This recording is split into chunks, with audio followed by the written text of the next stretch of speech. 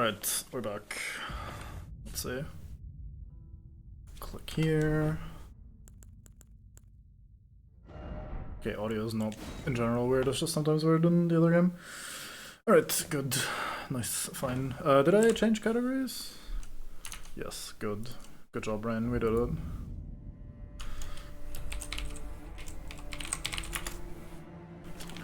Right, so last time on Cube Dice, we were exploring the Altus Plateau a little bit.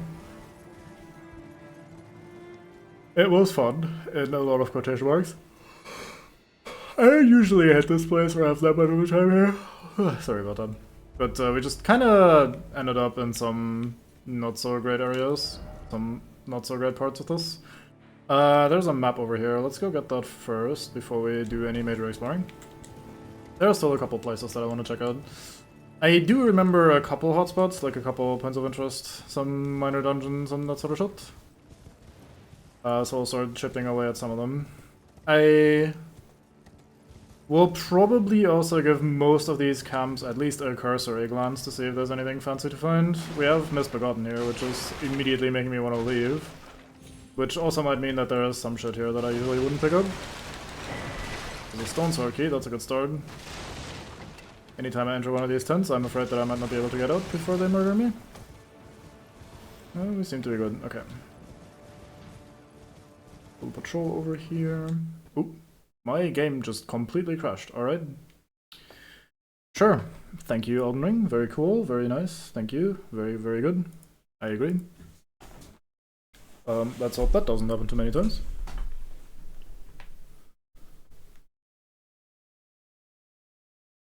Huh. That is very unusual for it to do that.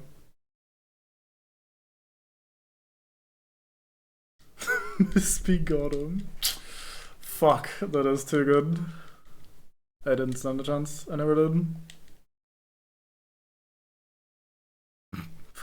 Misbegotten. Nice.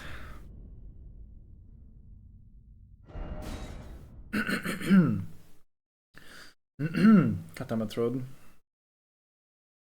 I should drink more.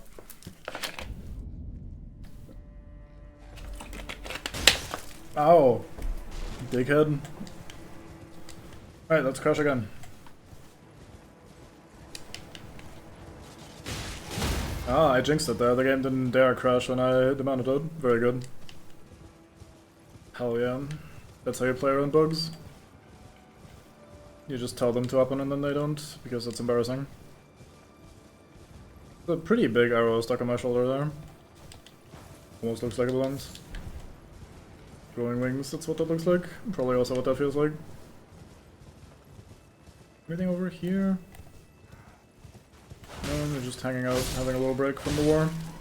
Isn't the war over anyway? Who are you even fighting? Who are you defending against? Can't be me, I've only just arrived. So this grace is a little bit more important than the previous one. We are going to use this as a little... like it splits the path kind of. We can go north for some optional shit or east for some main progress sort of shit. There is a duo of bosses by the main entrance. We'll not be dealing with those right away. We will be running by those. We can come back and fight them later if we feel like it. We don't really get much from them anyway. Ow, ow, ow. Please no murder, sir. Sir, please. Fucking Misbegotten. Damn it. That is too good. Kind of on break after Radon and Melania messed each other up. Yeah, that's fair.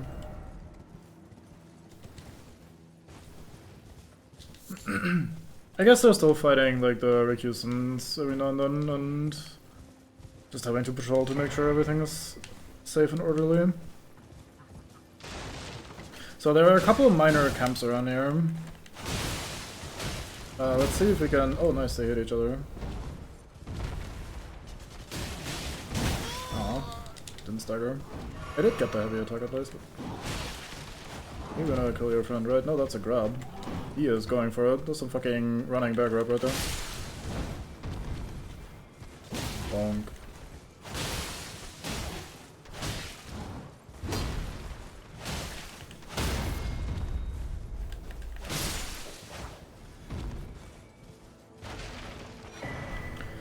Perfume bottle, very nice.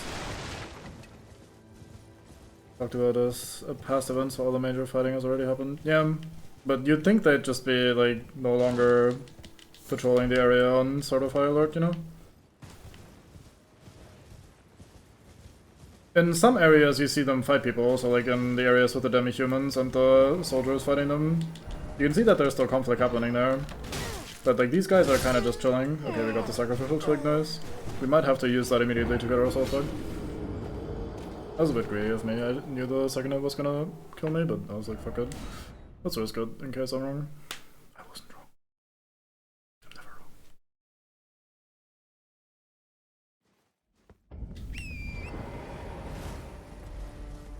That is a very convenient location.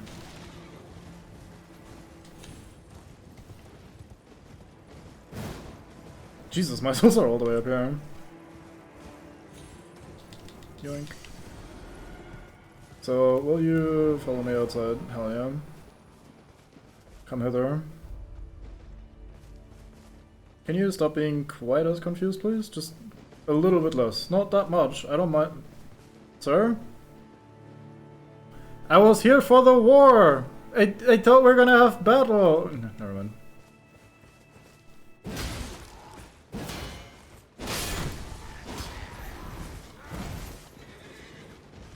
Oh, now that all your friends are here, you're like, oh sure, I'm here for the war as well.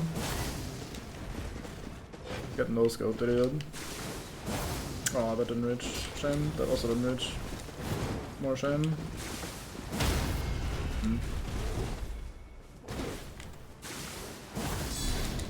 Oh boy, that was close. Oh, does he only have 7 left? Yeah, that would make sense. Speaking of Morgoth, we'll definitely run into that guy again. We did kill him. Oh no, wait, that's Morgoth, right. Ow.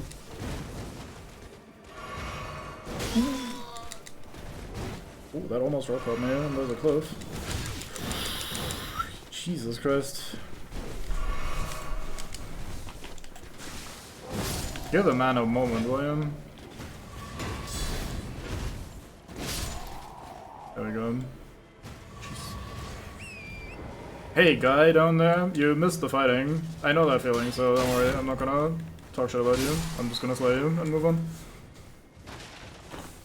Cheap viewers, they couldn't wait for the fucking God damn, Art got that first, he is incredible. Holy shit, he was on that. Good job, Art. But yeah, the bots were just waiting for Elden Ring, they didn't care about Vermintide at all. Vermintide players, that's like 2 people in total. Now Elden Ring players, that's like a lot of them right now. Gotta go where the going is good. I assume Turtle is on vacation. Son, you killed that bot in like 5 seconds flat. Oh, I see. Turtle was actually busy.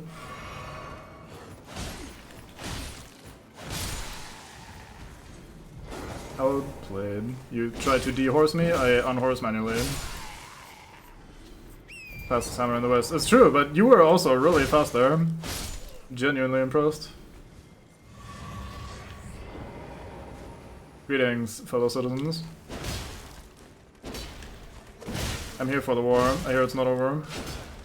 We can make it not over, regardless of what the officials say. We can keep fighting if we wanna. We can leave peace behind.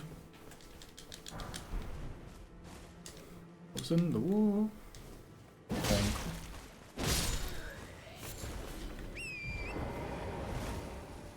Let's call this Ballista Knob. Kinda just pushed him away from the Ballista, that's funny. Hello, guy. I'm getting so many drops, it's crazy. That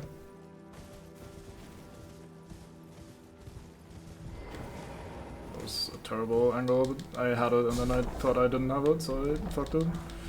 Troll's golden sword.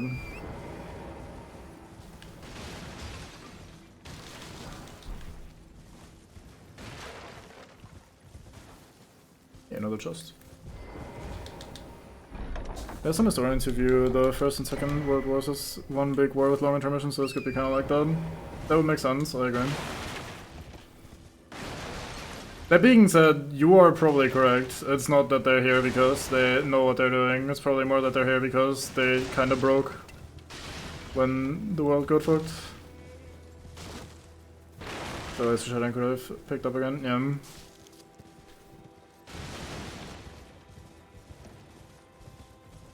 Right, I think that's it for the outlying camps here, right? It seems pretty... like it would be pretty much it. This goes up to the overview, right? Yeah. For tree grazing hill. So this is where the two paths would converge. Naturally. Let's go upstairs first. There's a NPC for us to talk to. Oh, we can continue Yura's questline and watch that guy die. That's gonna be a fun fight. Or that guy.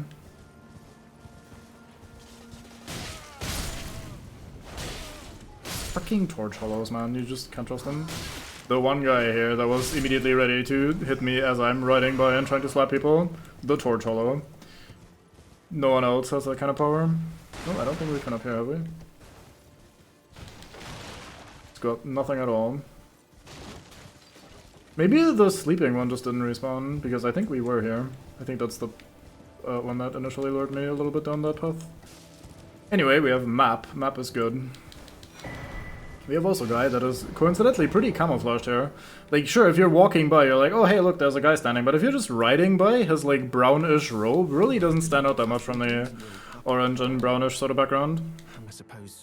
So he's looking for the Noble Gold Mask, which is a guy kind of like the authority on prayers. He's trying to figure out how shit works. Shit being like miracles and the Golden Order and that sort of stuff. We'll run into him as well in a second. First though, we have the map, so this is what it looks like. We've cleared a bunch of these camps over here, so this area should be fine. We've cleared the Everjail. We started on the other path up here. We did a little something over here, I think. No wait, this is the Abandoned Coffin. Yeah, we cleared this sort of area out here. And then we went through here, and then we went up here. This is the large lake that had me wondering why it's so large with nothing in it. Yeah. And then we went through here, up to the Erdtree Grazing Hill. Maybe just take bridge that teleporter again and turn around. Oh, you mean this one? Yeah. They do that quite a bit where they give you little, like, transitions. Or little shortcuts, little area connecting things. They do that in Raya Lucaria, for example, quite a bit as well. With the bridge teleporters, and then when you actually take them, you should immediately turn around and explore a little bit more.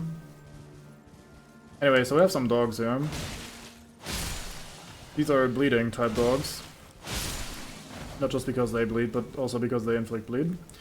And we have a not so good friend. Not the guy over there on the ground, that's our good friend. He died. He got slain by someone. Eleonora. But I've learned He's like, oh boy, Eleonora, she fucking screwed me, I'm dead, goodbye, team. And here we go, we get the Nagakiba, and we get invaded by Eleonora. And chances are pretty good that we will join our friend here in death a couple times.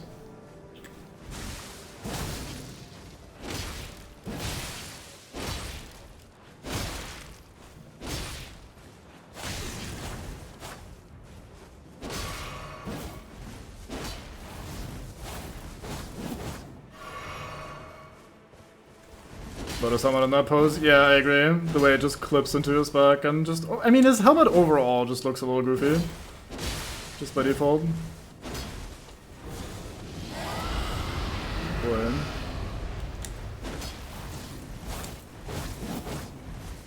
I didn't know how long that was gonna go. Oh, fuck. I got stuck on the pillar! Fuck. Yeah, so even on a character with a little bit of vitality, the dragon roars that she uses are obscenely damaging. And she has two, at least, different ones that she can use. And if we ever get hit by any of them, we'll just immediately explode if we don't ever tear up. Now, on the plus side, there is a Stake of Marika right here, so that is very, very helpful. I am bad. I would have died in Old Patch, because that's the dog that does or the kind of dog that does infinite damage. per second. So in all patch I would have died there. I think. Maybe it's not that specific attack, but I think this is the kind of dog. But yeah, we're gonna have to try this a couple times.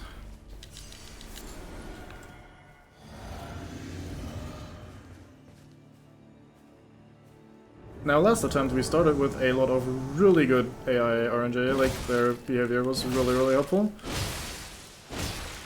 See if we get so lucky once again. So we did take the trade here, but in return we can maybe just outright kill them.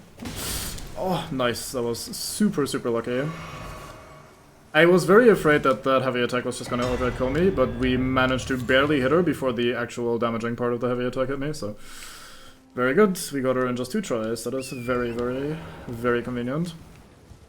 So she did drop some interesting things here. She drops Eleanor's Pole Blade, which is a twin blade that does bleed, as you can see. I don't think it's that good anymore, but it's fine, I suppose. We get the sword here from our friend that died. This is a giga long katana, like if I equip this real quick you can see that it's very long. Also, I don't know why I have started saying this giga thing so much, but I have been saying that a lot. Like anything that's big or strong is like giga strong and giga big or whatever. I don't know why my brain does this, I'm sure it'll fade out eventually. But yeah, this katana is very long. It's quite useful in that regard, but it's a little too hard for us to use at 22 dex, so we're probably not going to be ending up using it. And we also got something else, a little tool that will help us later. The Purifying Crystal Tier purifies the Lords of Blood's curse in a mixed physic. What that might be is something you will find out a lot later. A lot later. Like, very a lot later. Goddamn. But yeah, that is, as they say, a handy tool that will help us later. Or a secret tool or whatever. I forgot what the meme is. Now, I would ideally be up there back on the path, and it looks like we can just kind of climb up here. Yeah. Very nice. This is the path, right? No, not quite actually. We want to be one higher.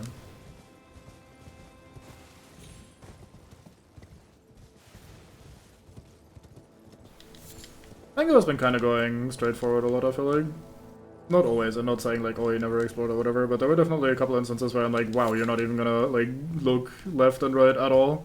Like when going up the large stairs towards Landel, for example. Even saying like, oh, there's probably stuff to the left and right, but I'm just not gonna check right now. I'm just like, yeah, alright, fair enough, send it. It's kind of funny how that works out sometimes. Anyway, very pretty area, you can see windmills in the distance, quite nice. Large tree as always, as in like a minor tree, but it's comparatively obviously pretty large. There's some dudes hanging out. Oh, I didn't realize that he wasn't staggered. I didn't recognize that animation from him. Oops. We're just gonna do a little whipping, this is fine. We're both good soldiers, we know what we're doing. Competent and handsome. Well practiced, etc. Just like that, where I missed that charged attack completely.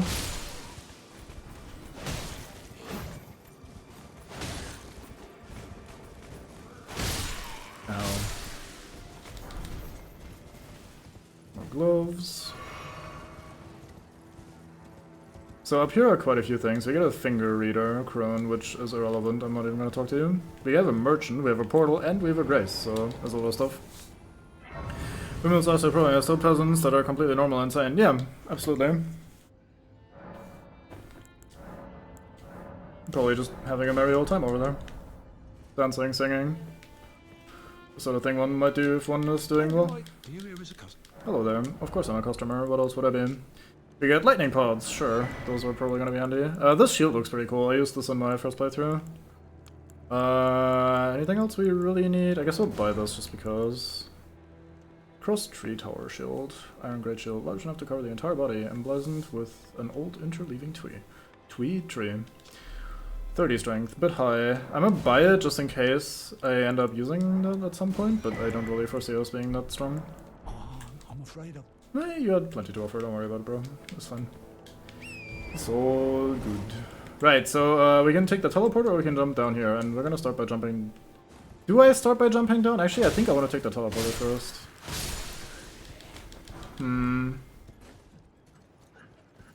Yeah, because this just leads me down the path. Fuck it, in for a penny.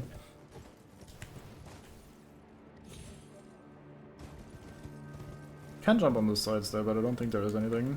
If there is, then they got me. Nice.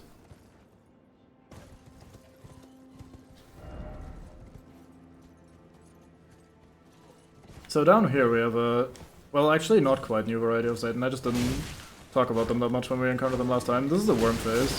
Worm phases are very annoying. They inflict death on you.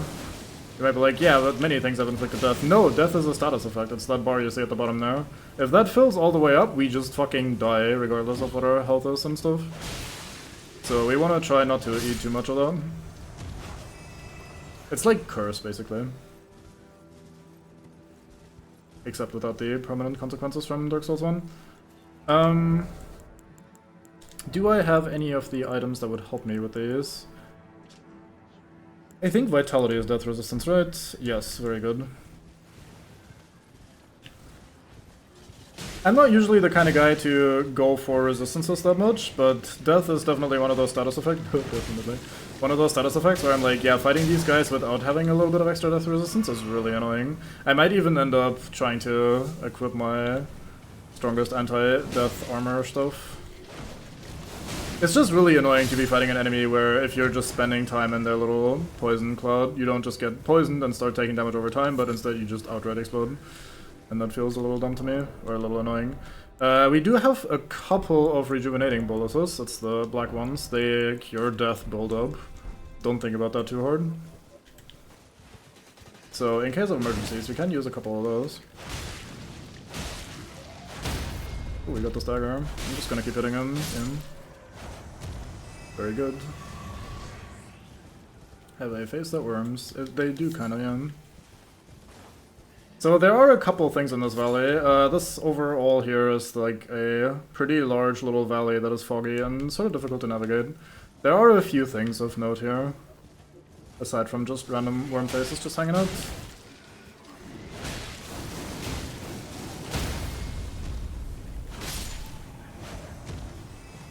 There is a puzzle tower, which will give us a memory stone if we go through it.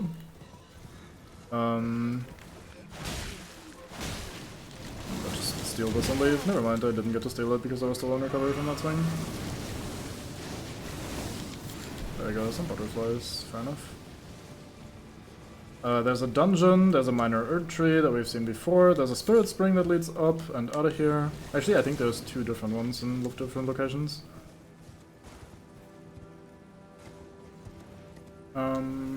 What else is here? Hello there. Touch Phantom, poof. That's 1 out of 3. Touch 3 Phantoms, we get the Mirage Riddle. We did just touch one of them. We do get a map for it. Looks a little like this. So, I think we are... I think the map is the wrong way around or whatever. Yeah, it's rotated. So we are at the bottom and we need to go top... So, like, straight east and then east and a little bit north should lead us to the other ones. They're not that hard to find, is what I would like to say, because I remember them not being that hard to find. However, it's sort of shit where the moment you commit to saying something like that, Fate hears you and goes, oh really, not hard to find, eh? And then you just coincidentally miss them for the next 35 minutes, and everyone will be sad, so I refuse to commit to that statement, instead just implying it. Very elegantly, like I just did there. This is how you avoid getting into trouble with Fate, I think. Has helped me all my life, guaranteed. Clearly, this is where a well-lived life leads you. Okay, I'm apparently wrong because there's another one of these phantoms. Oh wait, no, are there 4 total? Like 4 more? No, 4 total and we needed 3 more when that was a thing maybe? I don't know. Yeah, okay, you do disappear, I was wondering. Because surely, according to the map, we're at the... Oh wait, no, I'm just a fucking idiot. Yeah, never mind. I am just reading this wrong. The next one is in front of the bridge. Like, I had that broadly correct in the way I was describing it. I was just, like, implementing it well and, like, taking the wrong information from it. The wrong lessons from it. Fate hates this one weird trick. Yeah, there you go. Get rolled, Fate. No, I missed. Although it was my one chance. Psych! I had another chance. I did it again. You can't keep getting away with it. But he did, and it was awesome. Let's not rest right now. Let's just keep moving. We're gonna be fine. This is fine. If you look up "fine" in the textbook, you find a little video that details the adventures of Cube almost dying to a bunch of worm faces spitting death at him. So, we're fine. This up here is the broken bridge, so somewhere in this vicinity, or in the vicinity, should be what we're looking for. AKA the last of the three. Huge, somewhere. I thought it was in front of the bridge from the side that we were coming from, but I might be misremembering. The last two weren't that difficult to see either, so shouldn't be so bad. Check the other side.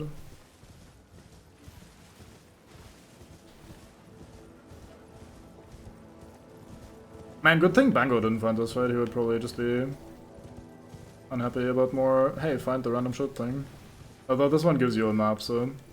But then the map is rotated the wrong way, so I can see that being a source of frustration. Let's have a look. So it should be on the same side of the bridge as all the others, so we're on the wrong side right now. So we'll just do a little perimeter search around the bridge. Follow along it. Oh, in here. There's a tiny bit of a blue glow there. That one is pretty tricky. I think there was also a slight bit of an audio cue.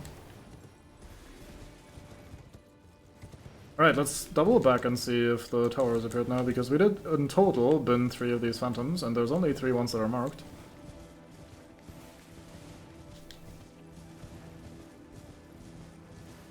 Yeah, there's a tower. There we go.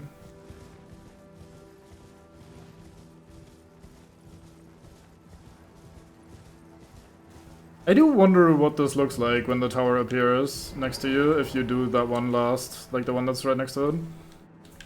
If it just does a little blue glowy effect and then shows up.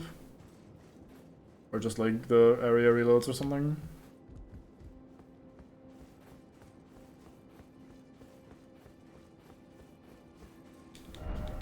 Oh, there's something else here as well.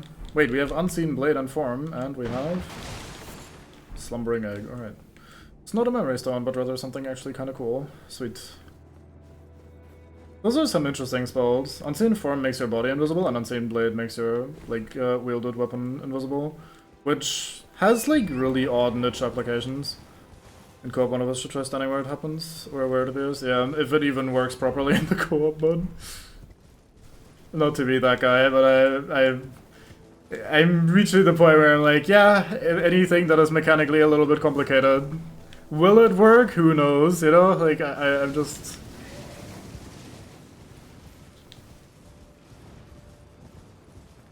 I wonder if we should, like, have him do a Hero's Grave without co-op at some point, just so you can see some of the bullshit that is meant to happen. Because the Hero's Graves are, like, notoriously awful. And he's not getting the notoriously awful experience, I reckon. Hey, that guy dropped a Lordstone Straight Sword. Neat. So, over here is where the big tree is. Yeah, we can kind of see it even in the fog. Right here is not a great place to be. You can see that there's 8 million worm faces over there, which is already a bad sign.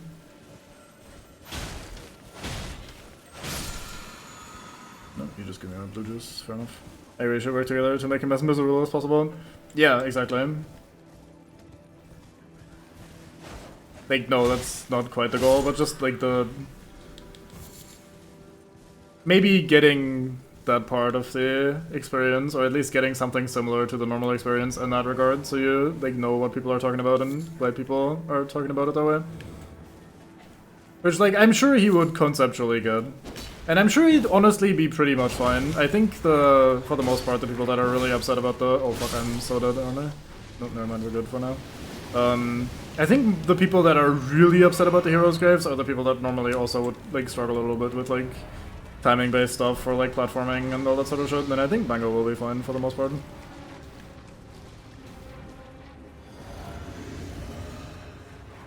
So this is a giant worm face. They're very annoying.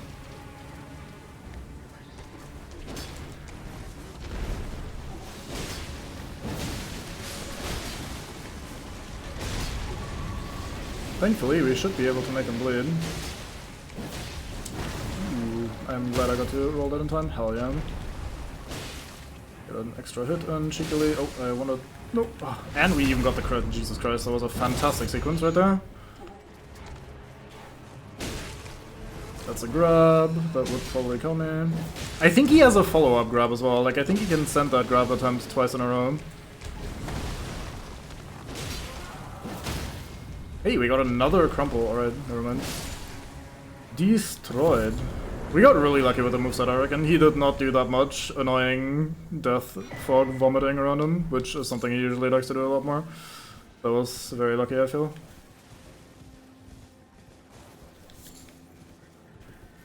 And here are, I think, like 20 more worm faces or something. At least that's what my memory tells me. My instinct tells me. So we're just gonna send it for the Scarab, and since we came in from that side, we're like chasing it out of the dungeon rather than into the dungeon. Oh yeah, we get the butt slam here. That is certainly an Asher 4 of all time. Is there a dungeon in here? I don't spot one. Also, there's not nearly as many worm faces as I was expecting.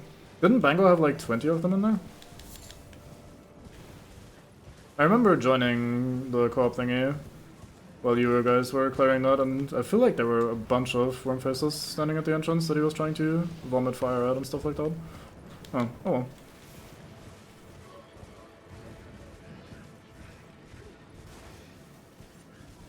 Yeah, it's just a good luck, finally catching up to me after all of the bad luck. I can't really say that, we've had some pretty good luck in Vermintide today, so it's kind of dumb of me to say. But I feel like I've been not having the greatest luck IRL recently, but oh well, we'll be fine. Hopefully. But yeah, I think that's most of the interesting stuff outside done over here. Like, I think there might be a couple more random items on the ground, but I reckon otherwise we mostly just need the dungeon in the top right corner. Oh, it's this room. This is where all the worm faces are. This is also where you go down. Unhorse me, please, thank you.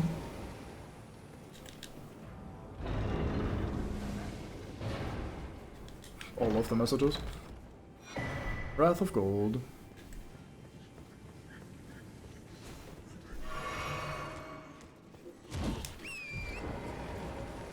To turn that item into an Elden Ring item from a Dark Souls item, we added exactly one letter to its name. Also, we changed the coloring from white to gold. Our job here is done. And I mean, I say this slightly jokingly, but it works.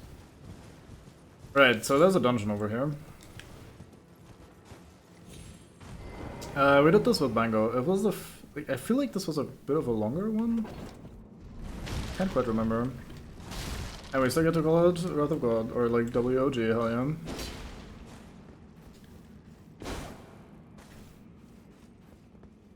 There's no Tranquil Walk of Peace in this, right? Or equivalent. I was thinking about that the other day, of like, Walkers. Fuck. I was thinking about that the other day. That's a miracle that is somehow lodged into my brain from some bad Dark Souls 1 experiences, but I think they just kind of got rid of that in general. Despite overall having so many spells and shit. What over here? Okay, we have these pop-ups, and we have some miners. Magic miners. Okay, we need some sort of damage source that actually fucks them up.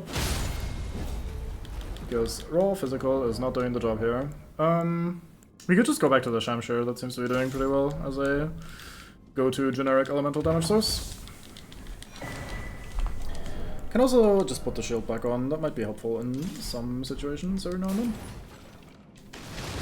That is why we bought it and upgraded it. Or bought it, yes, why we found it and upgraded it.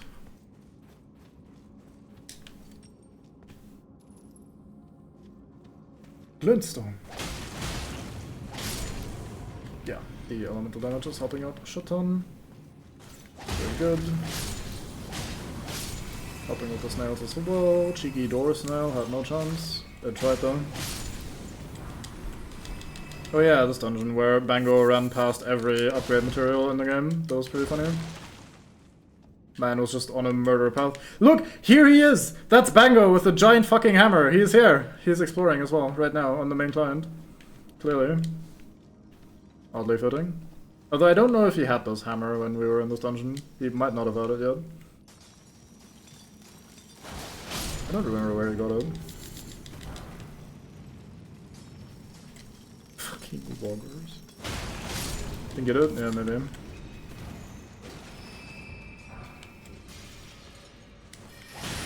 Ow, ow, ow, ow, ow, ow, ow. See, after the first couple projectiles, I was like, I can probably just send it. Surely the majority of the projectiles are out now, so I can probably just continue hitting them and get the kill real quick. And then I decided, nah, let's play it safe, let's just roll away. I made a very good decision there, because that barrage did not stop for another 5 minutes, goddamn. Dumbass avian marionette thingies. So where are you? You're up there. Let's go undo that. Whoa. Whoa.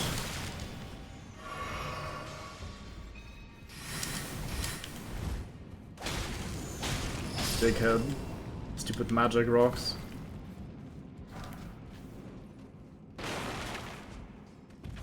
I need to call the magic rock man before I deal with the Muppets I was about to say. With the puppet though. Kind of the same. There. No secret passage, never mind. It is fun to, like, stomp your way through these minor dungeons in a group. Everyone just, like, fanning out, murdering everything really quickly. Bunch of murder hobos entering dungeon, killing everything, looting everything, leaving. Oh yeah, we're gonna have the annoying I shoot rocks at you guy. I think at the end of this side path too. Isn't this where he hangs out? I feel like this is where he hangs out. I see the blood puddles, so yeah, this is where he hangs out. Hello there, that guy. Do I have a good way of dealing with him? Last time we threw some magic rocks at him. Fight fire with fire, as they say. I don't think this is a good place to throw more magic rocks, though. Let's see, where do we stand? I think we stand like here? No, this seems fine. Can't lock on, still can't lock on. There we go. Where do these whoa, there's enemies here. Need to leave.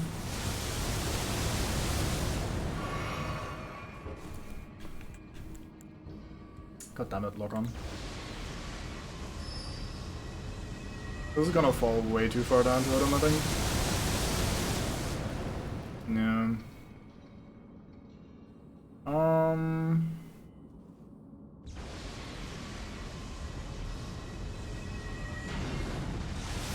Well, that sounds like a you issue.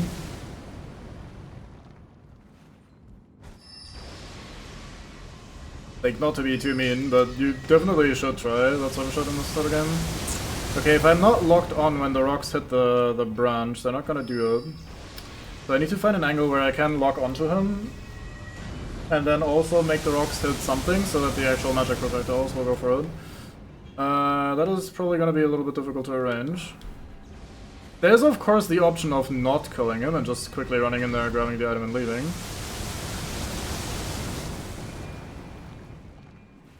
Sure this doesn't work? Aww.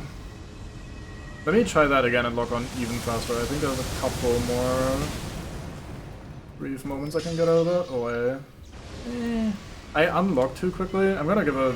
I don't have that many things to throw though. Maybe I shouldn't risk it more. Now, he is poisonable. We found that out last time as well. However, it does take about 2 centuries for him to die from poison. Oh, how about we take advantage of one of our spirit ashes for the first time ever? Surely Latana can take him. Can we summon spirit ashes here? No, we cannot. Never mind. Unlucky. It says we don't have energy, but we also don't have the blue icon on the side of the on the side of the screen that would indicate that we can use spirit summons.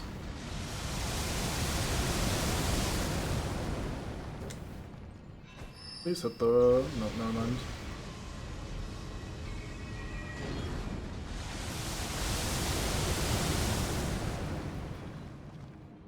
Maybe here? Ah, here we go. Oh, they disappeared right at the end. Ow. Okay, we might have to do those guys when we arrive from the other side. Oops, I fucked up the jump. I'm just gonna resub, so I don't have to fight all the enemies again. Save myself some time.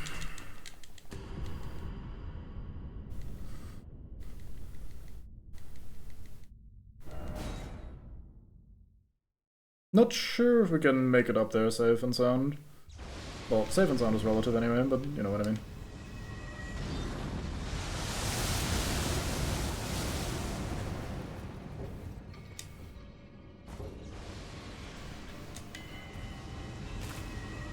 Hello.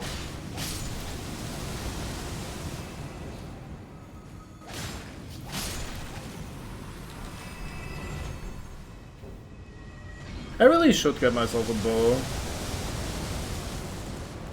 We do have a bow, the composite bow. Do we have any poison arrows? Oh yeah, I bought some poison arrows a century ago, didn't I? Yeah, here we go, serpent arrows. Oh yeah. Wait, where a bow? Here.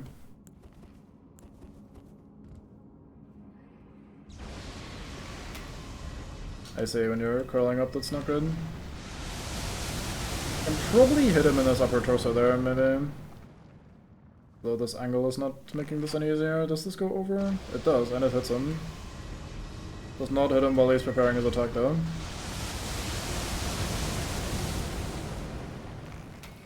Too early. What? Can't find the angle again. Oh, I can fire while jumping. Sick. It's a short, like a small bow. So lets me do that. Nice. Ow.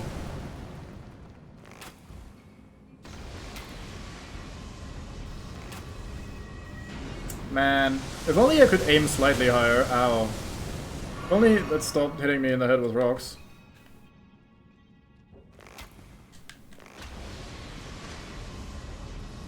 Please get poisoned soon. We're gonna need to poison him like twice anyway to kill him.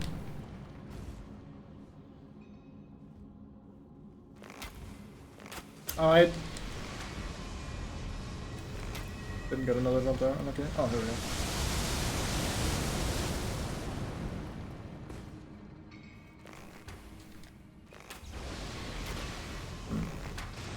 It's a little dicey on the route. I should try this from upstairs.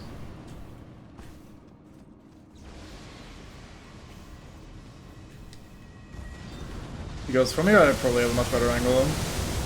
And don't need to do the dumbass jumping thing. Yeah.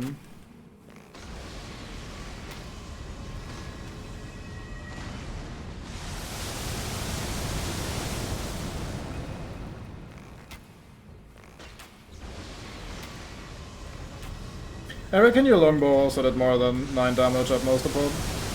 Or 11 or whatever our high roll is.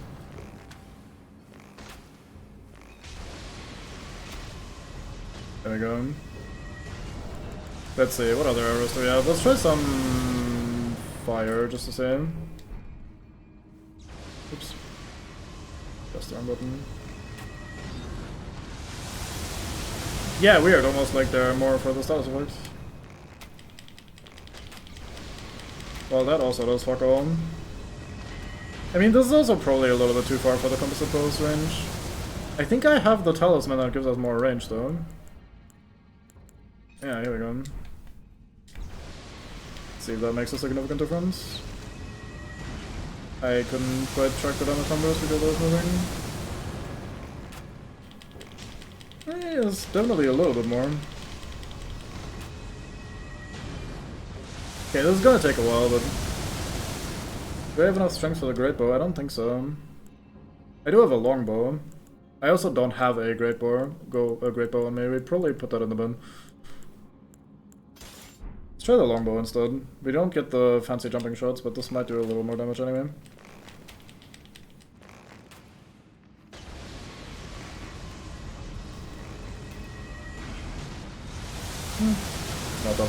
I mean, it doesn't really need to do that much more damage anyway, it's just gonna take some patience.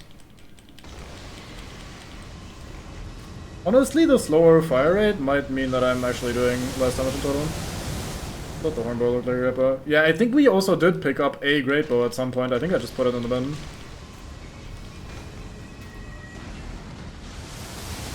Yeah.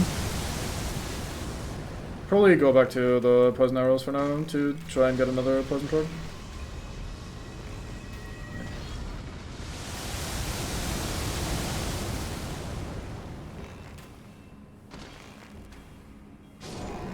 Never mind, he did.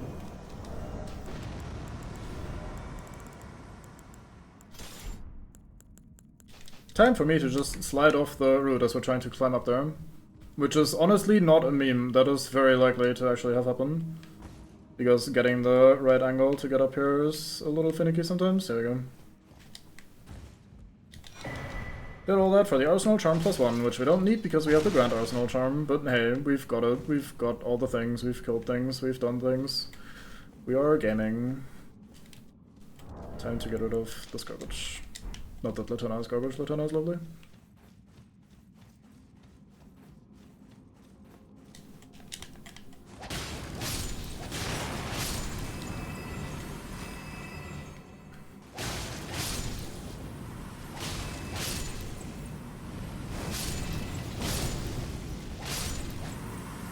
This is a bit of an interesting dungeon because this dungeon ends when we kill this boss. We're basically done with the dungeon already.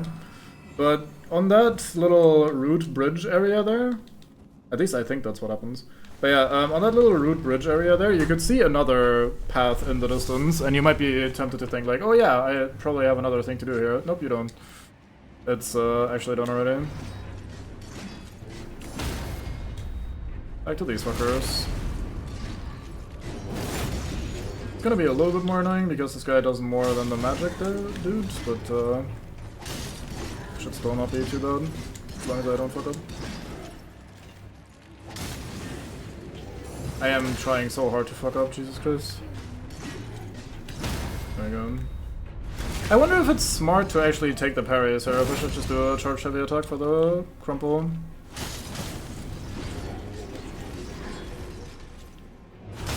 Because what we're looking for is that.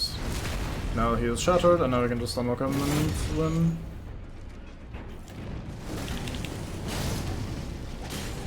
Unless the other guy interrupts us. Nope, he has no interest. They must have nerfed the shit out of the Crystallian fights. It is absurd how easy these are to deal with now. I thought with the other one it might have been because it's the Mage Boy and they didn't want the Mage Boy to be too mean, but like, this guy was basically AFK while I killed his maid.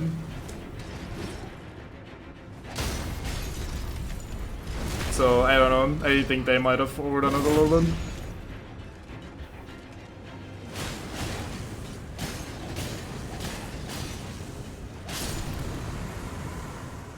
Tune it for that triple rotten one. Yeah, that's fair, but maybe then buff these other ones or give them something interesting to do, I don't know. But yeah, if I recall correctly, this is the end of this dungeon now, so just because you see the roots doesn't mean that you're missing out on anything.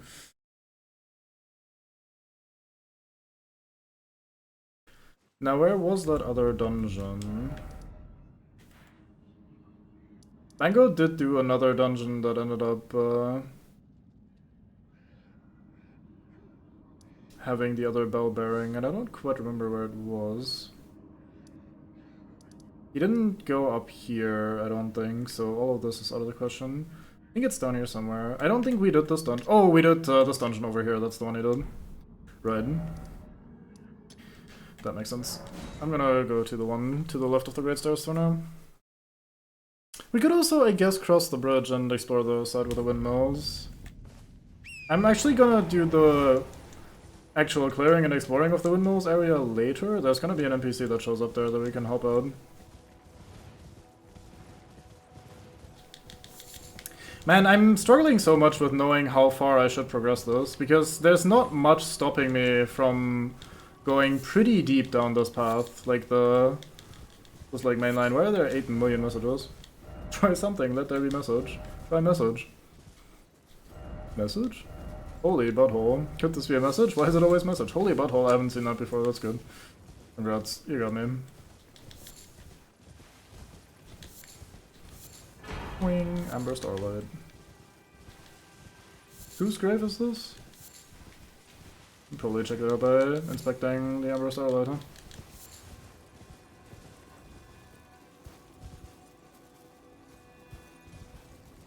Oh, it's a Mikola and Marika statue. Mikola and Millennia. Stars command their fates, and amber-hued stars must command the fates of the gods, such as the belief that inspired the use of these shards and present the most special drought. Huh.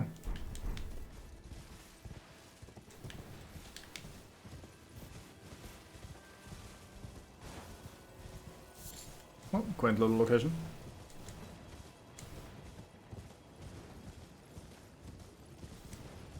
Fucking message spam. Today, potential Bangor Spanish for Lauderdale, you could climb Mount Gelmir. Yeah, so the things that I want to do, and I don't think I'll say anything that's too spoilery anyway, although I don't think Bango is here right now, so it doesn't really matter. Also, Bango is watching this at his own risk. I'm trying to be, like, not aggressively talking about late game stuff at all times, not that I have much reason to anyway. But, like, I'm trying to, like, be good about it, but at the same time, he is very much and very obviously watching this at his own risk. So if he ends up, like, getting spoiled about something, then that's ultimately on him, and he should be very aware of that when watching. You hear me, Bango? Shakes fist, like, oh, how dare you? Like, be careful watching this. I got absolutely fucked. I think that was the wrath of Bango smiting me. But yeah, I don't worry that much about the Bango spoilers, but the point is, I want to do the following things. I want to go to Lanedale to get the Ritual Shield Talisman. That's really the main and only reason I want to be in Lanedale, is because I want to really not deal with, like, getting one-shot so much. That talisman is gonna be so helpful.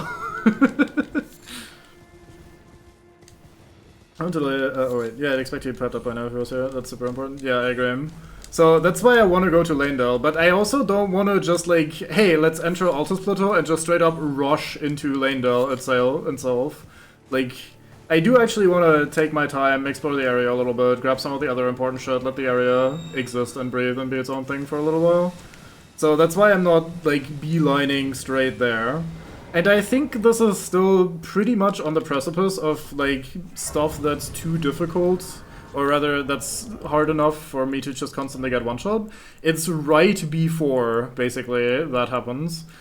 Or, like, right on the edge, where some fights and some things are gonna be one-shot a lot, and other things it's like, nah, this is mostly fine. So, I think it's fine to still do some exploring here.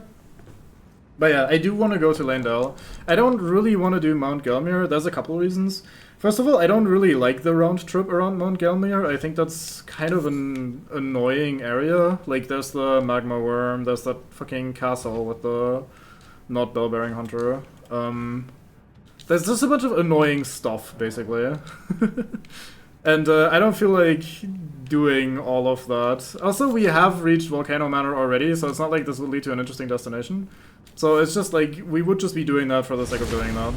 And I'm like, not very interested in doing this area, or doing that area early, or just like, even at all, really. I mean, I will eventually do it, of course, but I'm not excited to do the area around Mount Gelmir, basically, is what it boils down to. What I really want to do, after the Ritual Shield Talisman, is I want to go to Caelid and channel my inner Bango by always going to Caelid. No, I want to... I have a plan, and you're gonna be like, oh no, because you guys are reasonable human beings, and I'm an idiot, so you're gonna be like, no, Cube, don't, and I'm gonna be like, yes, Cube, do. So I am going to go fight Radahn by myself, without summons, on level 1, and that's gonna be fucking awful. But I really want to go do that. I don't know why. So that's kind of where my heart is trying to take me. Now, there is a bit more to that. It's not just like Cube is being dumb. I do feel like, progression-wise, doing a little bit of Altus, but not all of it, and then doing Caelid seems pretty good, because the more you put off Caelid, the more the, like, divide between, hey, parts of it are not that hard, but parts of it are pretty late game, becomes obvious, right? Like, if I delay it for much longer and we're gonna have like really thoroughly upgraded weapons, then a lot of the stuff that should be at least interesting and exciting to fight and encounter will become pretty steamrolly. Obviously we're still gonna die a lot because level 1 means low health, which means we're gonna randomly die. But I don't want to wait too long with the early Caelid stuff. And I do look forward to fighting Radahn the, like, dumb way again, because it's been a long time since I did that. Last couple times I've always been like, yeah, I mean, it's mostly like an event sort of fight, not really a play really well, do clever things sort of challenge. So I've the last bunch of times always been like, let's just summon a bunch of those allies and, like, have a fun, like, hunting festival sort of a thing.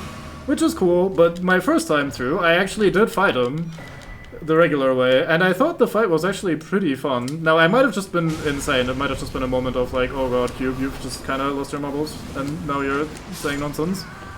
Because I hear a lot of people talk very bad things about the Radahn fight if you try to fight him normally. I do remember one thing that's a little bullshit, but yeah, the main issue is gonna be that we're just gonna die every time he touches us. But that's part of why I want the Ritual Shield Talisman, so we have a chance of not just immediately dying whenever he touches us, right? So that seems pretty good.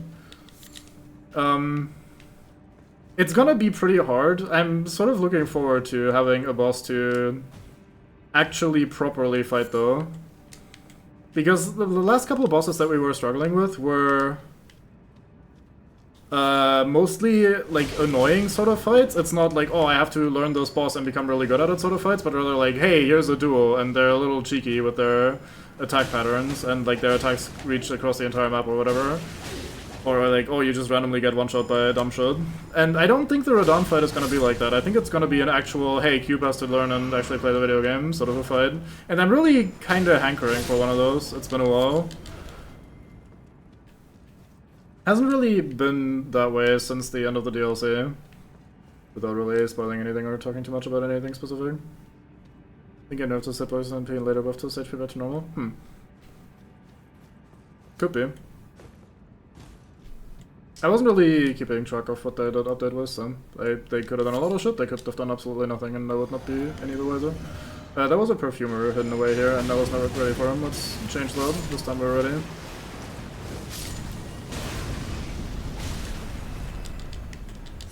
Nerfing it is actually a weapon change. Neat.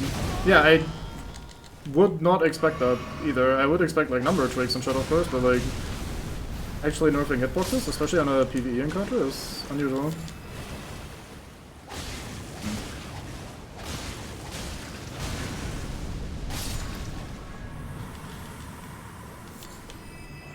I'm probably not gonna cure this poison. I think we're just gonna keep healing. Did I end up looting both of the chests? I did, nice. So yeah, that's why I was so torn the last couple of times about what do I want to do next, because I feel like going into Altus, yeah, this is the other, oh right, health, I forgot about health because I was rambling. This is the other side of that cave, we were just on the other side over there, and this is where the dude was hanging that was shooting rocks at us. But yeah, I was torn between Altus and Caelid, so I did all the other side content first, like we did the both of the underground areas, and only then did I start exploring Altus a little bit. So my route is gonna be, and I mean we've walked it so long that at this point I've pretty committed.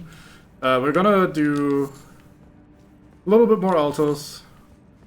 Not sure how much more. We could do a lot of those. I want to try and get the bell bearing so we can upgrade more weapons to +4, that seems correct. But I'm not gonna like do too much of it more. Too much more of it. And then we're gonna go to Lanedale. That's gonna be a little dicey. We're gonna have to ignore some side content on the way, because there's like a hero grave that I probably shouldn't be doing right now. There are a couple of small things, but nothing super important I suppose. There's a minor Erd trade that I kind of want to take, just because I like having access to all the crystal tiers. Is there anything in this room? This looks like the sort of room that has, like, cheeky shit. I guess plants are pretty cheeky. And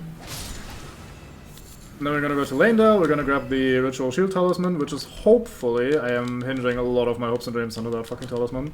But it has been super helpful in the past in the other Souls games, so it's probably gonna be super helpful here as well. But yeah, we're gonna do that, we're gonna get that talisman, and then we're gonna go to Caelid, and then we're gonna have a shit time. Oh, I see. I was kind of sending it a bit toward them. I was hoping you would like stagger or crumple even. I don't really need to be that worried. Their Miranda flower is way too passive, so it's basically just fighting an Omen killer.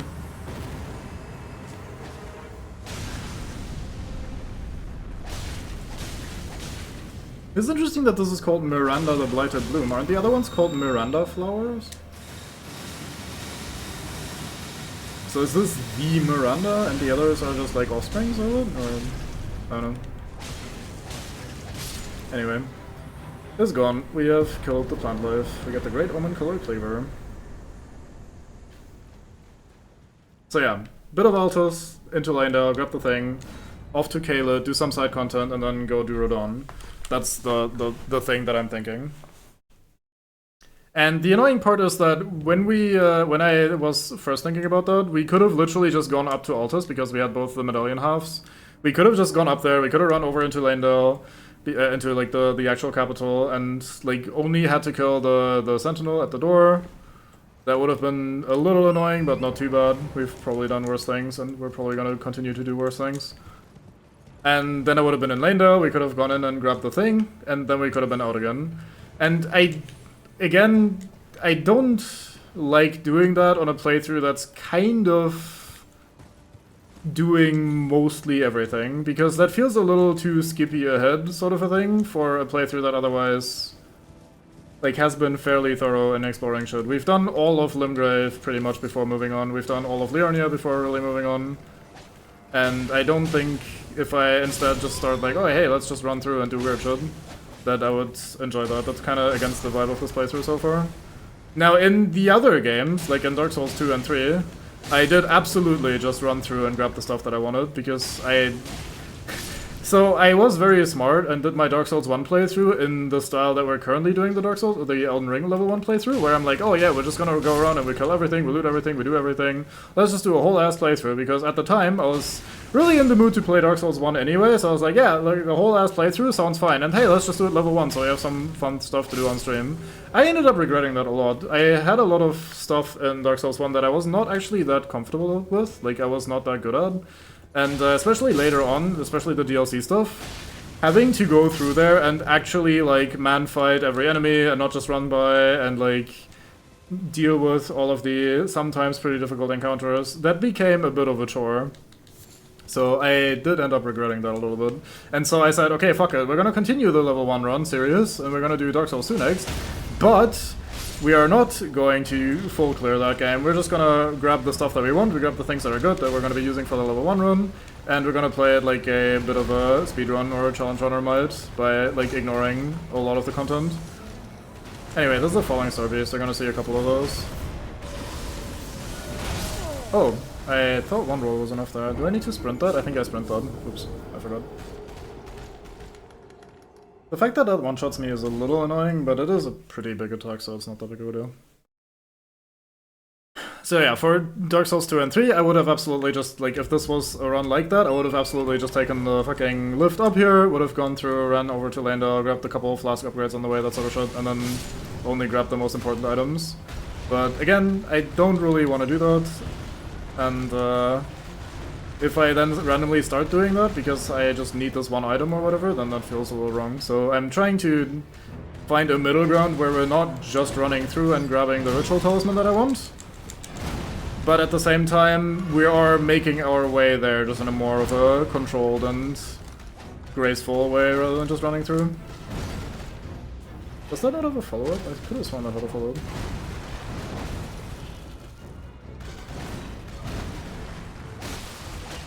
I feel like I've said this before, have we fought one of these before, but this was one of the bosses, not this incarnation of it, but a different one, that I first really had a pretty large amount of trouble with on my first playthrough. This was one of the first, like, bosses that I encountered just in the environment, where I was like, damn, this is a really hard fight, and I actually practiced it quite a bit.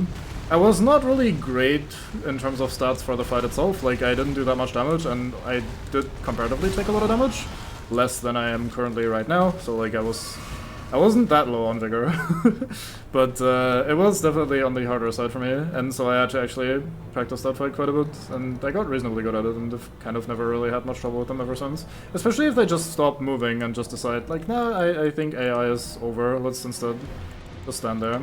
Let's see how far we can push our luck over here.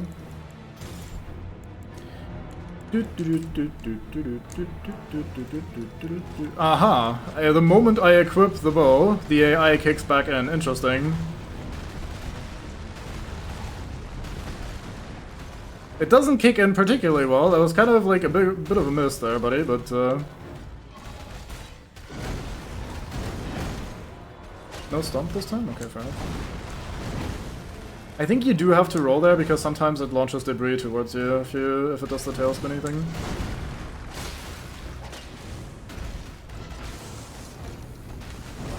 Yeah. There we go. No idea this guy thought there was only one by Mount Gelmir. Yeah, there's one on Mount Gelmir. Oops. That's the one I encountered in my first playthrough and that I had a bit of trouble with. There's one in the Brazil cave as the boss. And I think there's another one somewhere, maybe in an Ever... No, I don't think there's one in an Ever jail, but like there's one somewhere. Oh fuck, I did.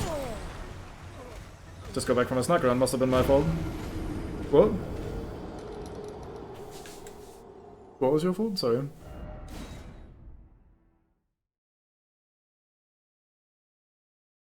Also, welcome back, William.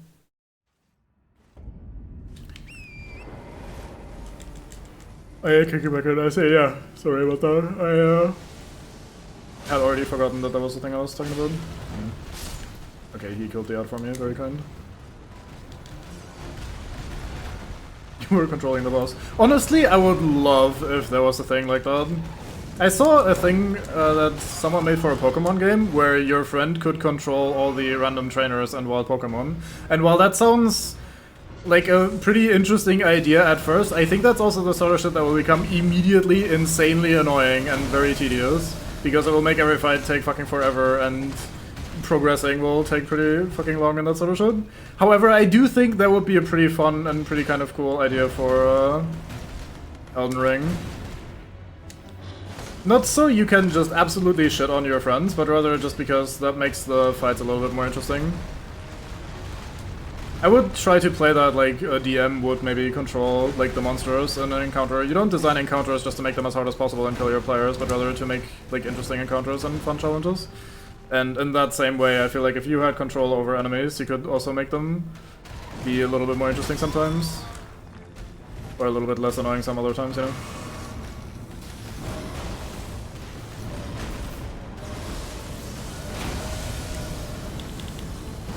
Neat. I mean, the co-op mode does seem to be compatible with some of the other major mods, so it might need some tweaking, or it might not work immediately out of the gate or something, but I guess it's not impossible that they find a way to do that sort of thing.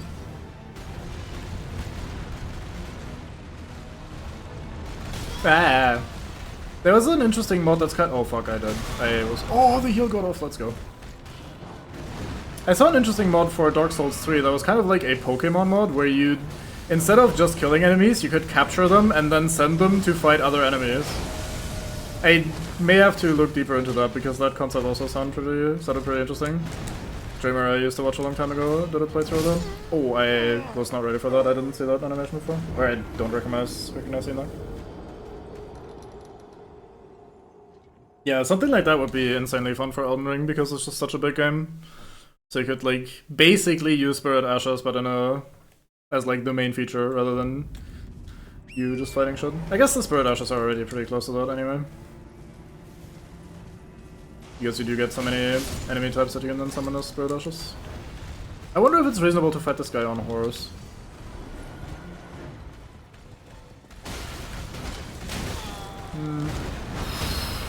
Okay. Did I live? I lived. Let's go. I roll spammed because I wasn't sure about the timing and I just did. Thought the Spirit Summon would be like in the game when they first announced the feature. I didn't follow any of the announcement stuff or trailers or whatever, so I was completely blind to that feature. I just got randomly handed some bell and some wolves by some weird blue lady with a fantastic voice, so I was like, yeah. let's give that a try. And then I looked at the tutorial and used it a couple times, so I was like, oh yeah, this is kind of cool. And then mostly shelved it very quickly thereafter. I did summon for a couple of fights. Okay. Let's just try not fucking up. That tends to be the best strategy. It's also not super easy, but as far as like successful strategy is concerned, I think this is always one of the top ones. That's a rare attack, I don't think I see that very often. Yeah, that's the one that killed me last time. Okay, I don't see that often enough, or I haven't seen that often enough yet to understand what I'm doing there. I rolled backwards there, but it obviously moves forward, so it just catches me there. It also one-shots, which is not great. How are we doing in terms of defensive shit? We're not using the health talisman, let's maybe do that. Maybe that barely prevents that one-shot, that would be nice. I should also use my bubble flask, I suppose. Just kind of forgetting about it.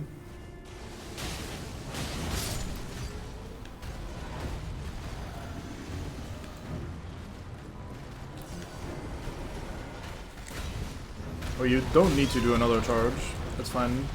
We've seen the charge attack, it's cool. Don't worry about it.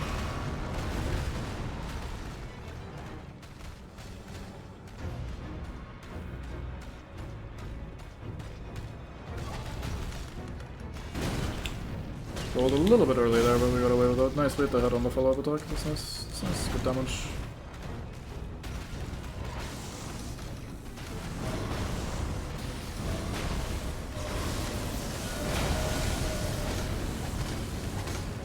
Just gonna send it there. Yeah, that one sprays rocks at you. The charge attack is kind of weird, because fundamentally it's not a very difficult attack to dodge, but he kinda, yeah, sometimes hits you in slightly awkward ways. His angle sometimes changes a little bit, which makes it difficult to deal with, and I don't know. It's just a little bit of a funky attack sometimes. Also, judging the distance is sometimes very difficult depending on the camera angle.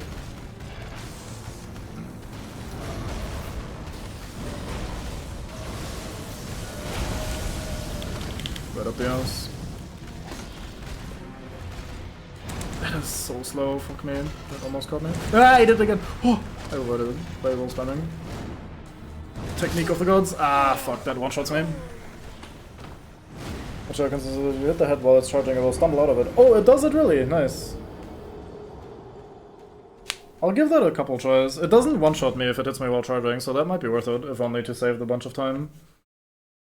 Because that is one of my complaints about this fight, is that, like, during the charge attacks, with the way I'm usually playing it, as you have seen, it's a very long defensive phase with not that much interesting stuff happening, and a tiny chance of, like, hey, something unfortunate happened with the pathing, or, like, the hitbox went a little bit more awkward than it needed to be, and then you just get runaway hit.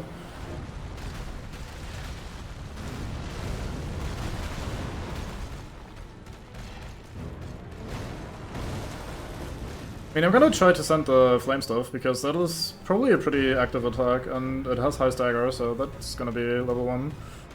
We're trying if that works. That's surprising that that didn't hit me. Ah, that's the rock launchy one. I didn't connect out of my head. I'm lucky. I did connect with my head though, smart. What? Hitbox? Hello?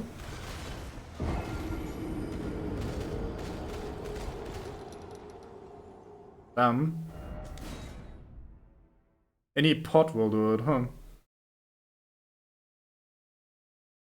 Yeah, I think I meant to sprint that one, but that felt a little cheesy. I think if I sprint and then eventually jump at the end of it, that should be pretty sweet to it.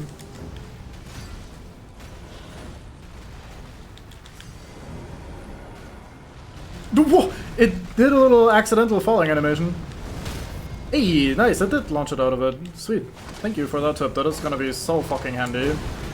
That's gonna speed up my fucking Falling Star Beast codes by fucking hours, I guess.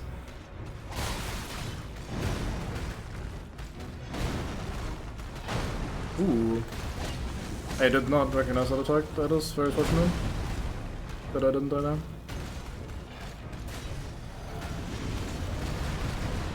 Oh, it did the follow-up immediately. Oh, maybe it stops doing the many charges if it sees that, oh fuck, he knows the trick, so let's not do that or something.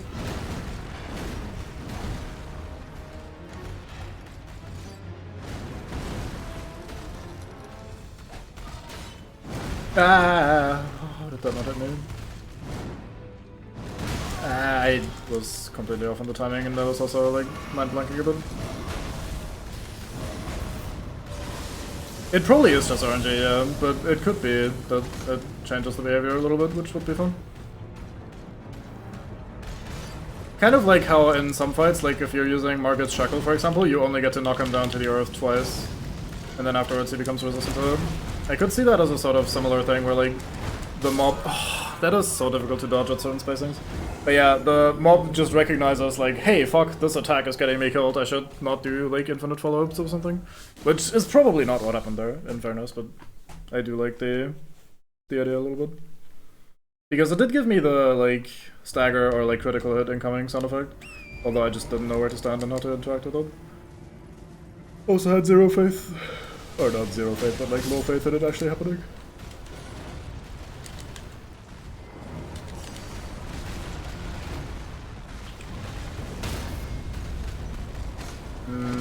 I think I maybe get a crit there if I somehow manage to follow its head.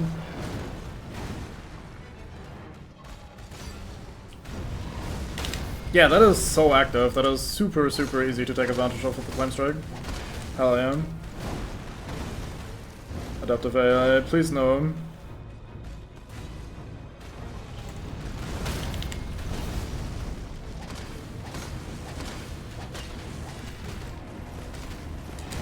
And if they have trying to take advantage of it, what?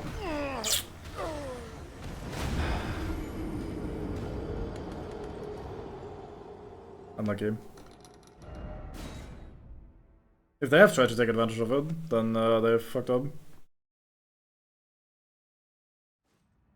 What am I missing? Voting? What? Oh yeah, speaking of voting, there's apparently a update for Cult of the Lamb. I was considering if we should check that out. That had a fun Twitch integration thing. There are a couple of you guys hanging out every day now. Well, I'm streaming daily anyway, so that could be cool.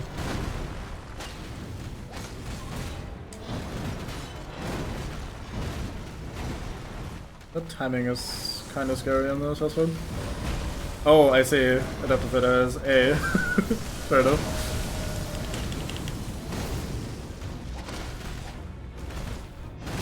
I thought there was some weird leftover voting thing from the Vermintoid earlier. Oh. Yeah, sprint jumping seems to be pretty consistent there. Oh, I'm surprised I didn't die there. Fuck. Yeah, I completely botched that. That was terrible. Wow, he pushed me far along. Hey, do it again, buddy. Come on. Try it. Oh no, I don't know how to handle the charge. Yeah, I just misjudged the spacing. I didn't think it was active for that long. I just, like, fucked up.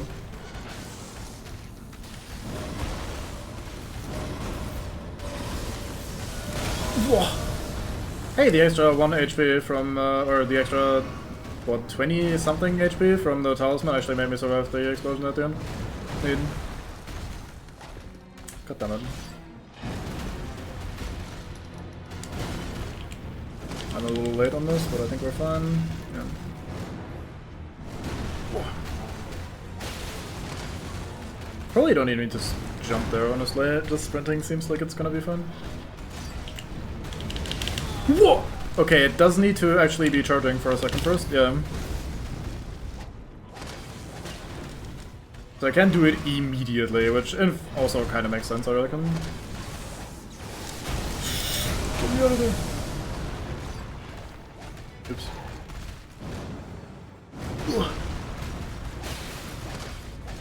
It looks awkward as fuck, but it seems like just sprinting away is actually already consistent. The folks that decided to hit its belly or something could also be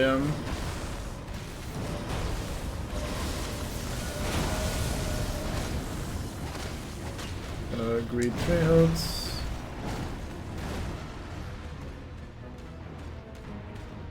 No charge. Yeah.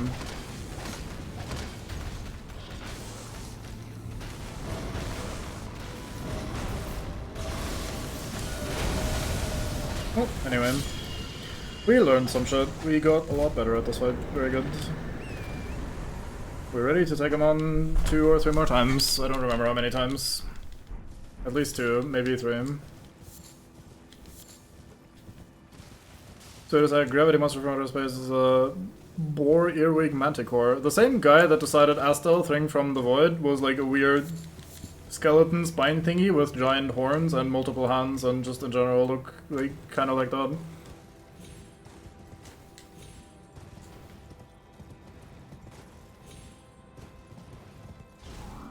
Hello, double tree sentinel fight.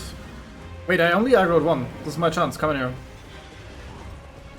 If you come in here and I can actually fight you 1 by 1, I will do this. I wasn't going to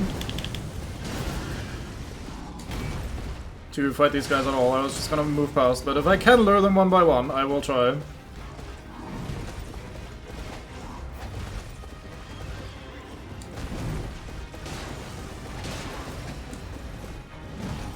I also didn't expect him to go through that door, and it felt a little buggy the way he went through there, but I'm not complaining. That has follow-ups, I'm not gonna risk it. And early, it's a little dicey. Oh, he tried. I don't like the tree sentinels, man. Oh, really? And that's part of the reason why. That did not look like it did me on the game.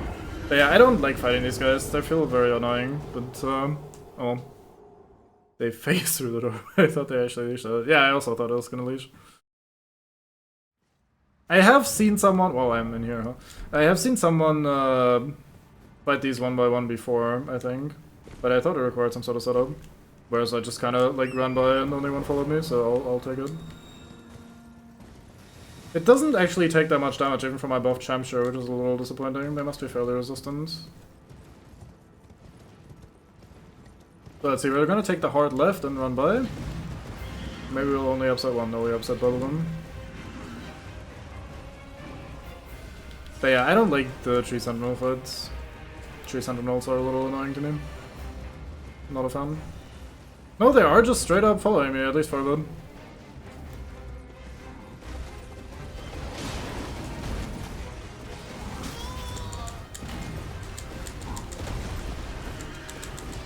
Fuck me. That did not need to... Okay. Need to be quite as awkward as it was. Oh! I think he was meant to be much closer when he started that swing. But he got stuck on the pillar, so I think the game like had to correct it really quick, which made him a lot faster there.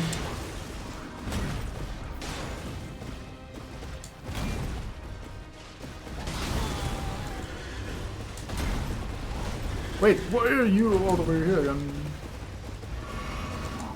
You like some of these guys more than others? Let me guess. Yeah, I figured. Well, good thing we're not gonna run into any of those guys in a while, right? Or for a while. So what does the guy have to do to get you guys to leash again? Why did you come back around anyway? Look at how far away from your post you are. Yeah, you wanna go home. And you should. Oi! Basically carrying a sentry dodge, I wonder why, yeah. It's odd though. Fuck, he just leaves. There's the hard leash, yeah. But yeah, if we ever kill these two, which we might later, just for completion's sake, we're gonna do it with a fully upgraded weapon, just like kill them much quicker. Because I genuinely just dislike fighting them a lot. Yeah, except he just fucking poofs. Doesn't heal enemies when they leave, even if they vanish. Yeah. I'm assuming that's partially because it happens so much with the dragons. Where, like, the dragons will just be flying and then get themselves stuck onto terrain where they're not like, supposed to be hanging out. And then instead of, oh, the dragon did something unfortunate that you had no control over, let me reset the fight, they instead decided, like, no, it leashes, but you can, like, just continue, it's fine, don't worry about it. I think they slowly heal, but I may have been hallucinating. I also feel like I have seen an instance of them healing, so I think it's not like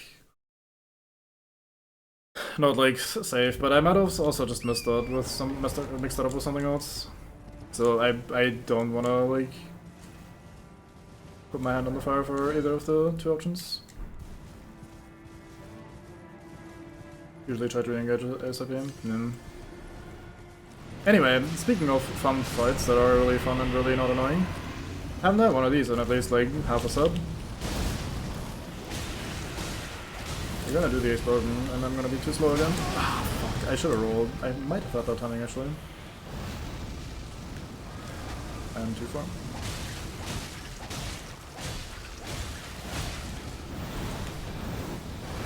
I love you, lock-on based camera system. I see 80% of the enemy's body in my camera view. I press the lock-on button, my camera snaps the other way, 180 degrees, to the point where I cannot see.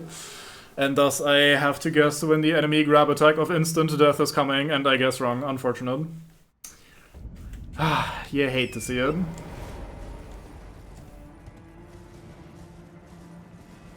Don't do it, most games do it. Heal to foot, yeah. Fuck you, dear. Goat, whatever the fuck you were. I literally wasn't even paying attention. That's how much of an angry god I am right now. Vengeful I smite thee.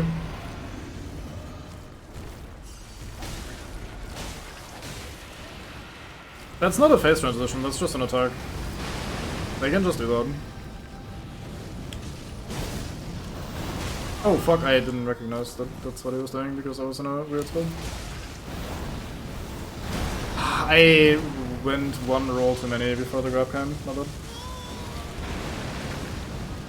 Well, I mean, he starts the fight with it right now, so... yeah, they do get a buff of some variety. Most I play, the less I use lock-on. Yeah, you probably have heard me talk about it, and maybe you've also seen me do that in Monster Hunter, but I play a lot of fights like this, like Monster Hunter, where I just never lock on. It's not a phase transition, it's just an attack sums up a lot of crazy shit. You are absolutely not incorrect about that. Oh, I am one-handing my weapon, oops. But yeah, I feel slightly differently about attacks like that. I know Bango was very frustrated, for example, with Godric's wind attack, like the initial wind AoE he does around himself, saying that it's the sort of bullshit attack where if you're too close, you cannot avoid it, you cannot roll it, and he thinks that's bullshit. And I see where that's coming from, but I kind of disagree. Because you still... like, let's go back to this attack, for example. If I'm afraid of this attack, like if the attack has an... or fuck, if the boss has an attack like that, and I know that it exists, and roughly at what spacing he does it, then it's kind of on me to not bait that. Like, if it's consistent and you can deal with it if you know it's coming, then you should just kind of try and play around that. That's not always the fun answer or the best answer, and it's not always executed particularly well. But for example, these fuckers' attacks, I don't mind. Like the explodey attack, I mean. Attacks in general, I do mind a little bit more because like they're just a little bit too wiggly and kind of crazy. I couldn't get away, I almost did. I rolled that so early, but we got away with it, that's good. And a fire breath, so this is stealth, yeah. Wait, why is your head on your torso and not on the ground where I can actually crit, dickhead? That was cheaty as hell. So yeah, if I feel like, hey, after 2 or 3 swings, the explosion comes out and I can never get away, then maybe I should just do 1 or 2 swings, depending on my weapon, and then get ready. Yeah, here's the Giant Crusher. Bango did not have that hammer for that cave. So it's... I was not hallucinating. You know, some of these technically consistent can be pretty mean regardless until you've played a lot and know what happens. Yeah. Like, for me with the Godric fight, for example, since I used that as an example myself here, I feel like if I do a punish after an attack like that, where I sit there and I go, hey, I can swing like 3 times, nice, and then I get hit by the wind, then I should probably learn from that okay, after a couple tries anyway, and it feels like it's consistent and I can't find a way to consistently dodge it, then I should, like, at some point have in my head click, hey, maybe only do 2 attacks rather than 3, and then just move away a step so that when he does the wind, you're actually safe. That is actually a pretty good out of context quote. I didn't realize what I was saying. Nice.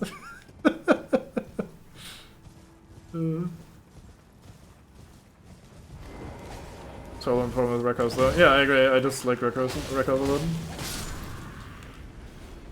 On a slight tangent, yeah. That being said, it's like at least with most good Rekos, it's an inherent risk to continue it as well. The risk is not just on the defender side, the risk is on the offensive side as well. If you look at, for example, Jamie's Rekos, is even the first one is -4, so you can jab punish it if he spaces it wrong. So if it's like if he sends it and then he sends the level or like the second one to try and roll catch, then you can, or not roll catch, what the fuck, I'm Elden Ring brain. If he sends it to try and like catch you pressing a button, then he is risking getting killed, because if you block the second one and are ready to actually punish, then now you take like a shit ton of damage. Oh, I say not on Elden Ring, Elden Ring, not in fighting games, and the whole thing is usually relying on windows so you can punish, but they're not reliable, so you just need to play around, wait out the whole thing. Yeah, that's what I was whinging about yesterday with the Misbegotten. I felt like the fact that their attack chains aren't very consistent in how much they actually do follow through and how far they will send it, whether you're in range or not, makes it really frustrating to deal with. You're sitting there and you're like, oh, I need to wait until the chain is over so I can get my punish, and then you wait and then the chain isn't over, instead they just reset into another chain, and that's pretty tedious that way. Wonder whose grave this is. Kind of a like odd little location. This be a snake. Sadness, and I'm not sure.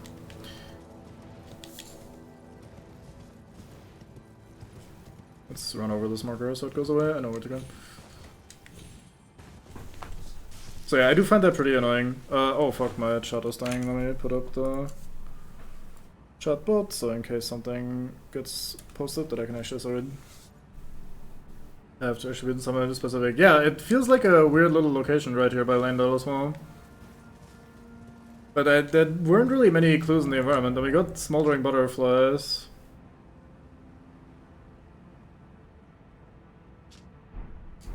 I saw a theory that associates smoldering butterflies with Melina for reasons that become obvious later in the game. That no, might have been an MJS reference. I see, yeah, could be. But it's usually symbolic, yeah. However, the flaming ones, I've only seen a theory about like them being connected to Melina, so I'm not sure what they're supposed to be symbolizing there in that instance, or in that context.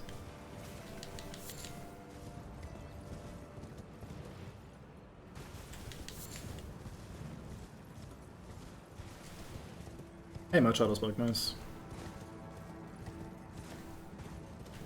But yeah, again, going back to it all the time without spoiling any details. That's part of why I like a lot of the DLC boss fights so much, because a lot of the time when the bosses do their attack chains there, they do the full thing if you're in range, no exceptions.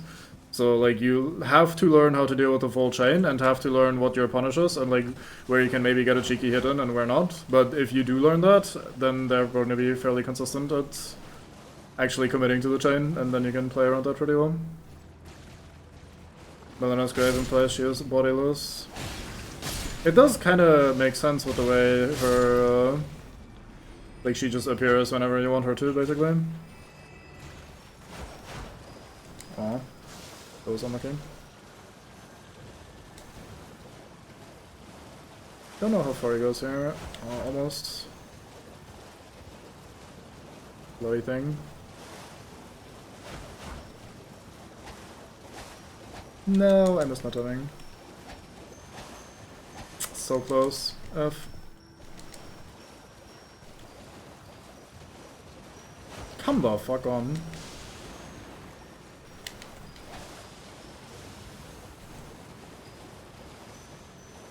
Oh, he went past me. I didn't recognize it. Whoops. Guess it's Melina's grave. She. Yeah, but I just read that. Yeah, could be. I don't know if we know enough about her in general to really understand shit about Fog. Finally got to it just before the final boss in Elden Ring, so at least I'm immune to spoilers outside of the Elden Ring DLC, yeah. I still won't. Like, I'll still try a lot harder to avoid talking about specific Elden Ring DLC things than I will about base game. Because, even outside of the final boss, I still feel like it's at least recent-ish enough, and we're far enough away from actually doing that sort of content that talking about it now is a tiny bit of a dick move. Where I should at least give people a chance to do it by themselves first. Not like, not dick move as in like, oh, if you ever do this, you're like a terrible human being or whatever. Like, not like a serious infraction, but I don't know. It feels unnecessary. And I can still, in a lot of cases, allude to shit that I might want to be saying. Like, I was saying that about the attacks being fairly consistent. Hey, we got a pickaxe. Oops. I fell. Hello, miner. We've got company, and it's a nice one. No one will ever be able to explain that voice line to me.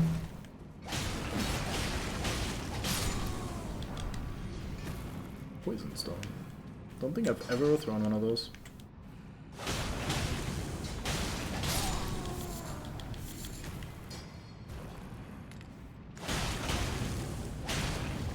I'm really looking forward to getting to the DLC on this character. It's gonna be absolutely and abysmally painful for a bit. That's not really why I'm looking forward to it, but it's still gonna be that way at first. Wait, was that one of the DRG manager lines? Yes.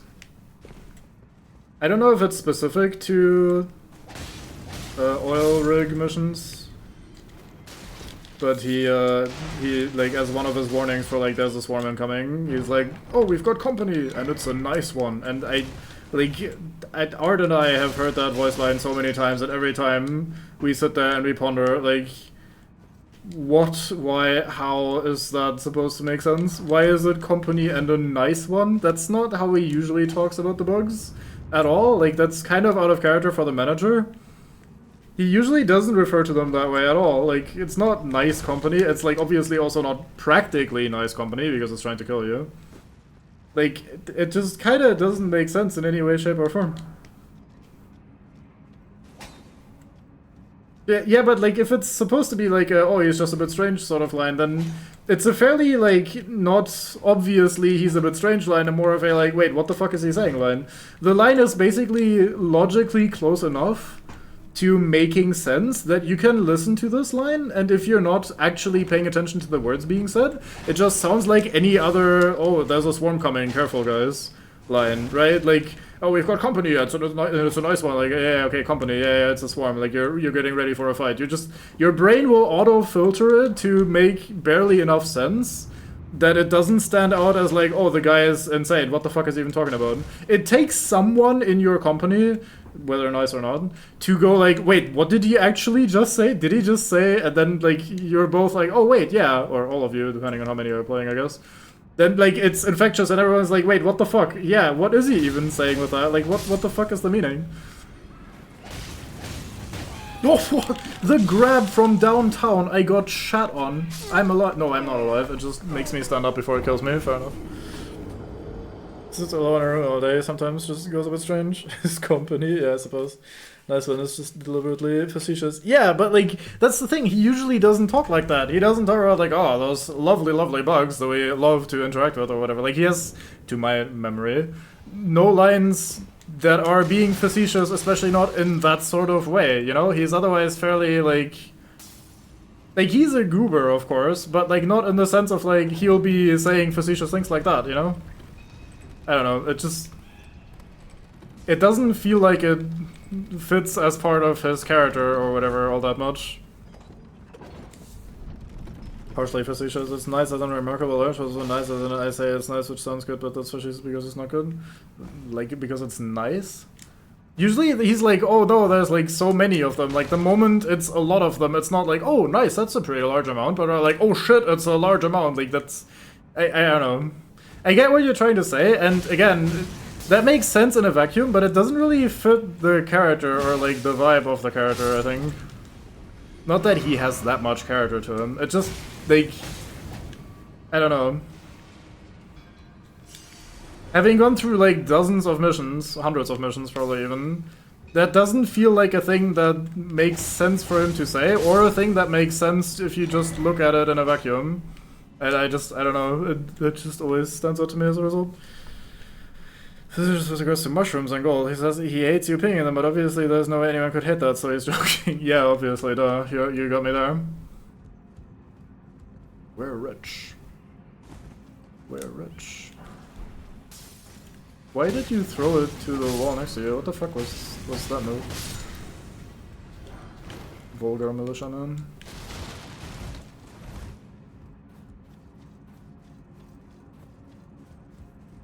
But I don't know. DRG is a weird game.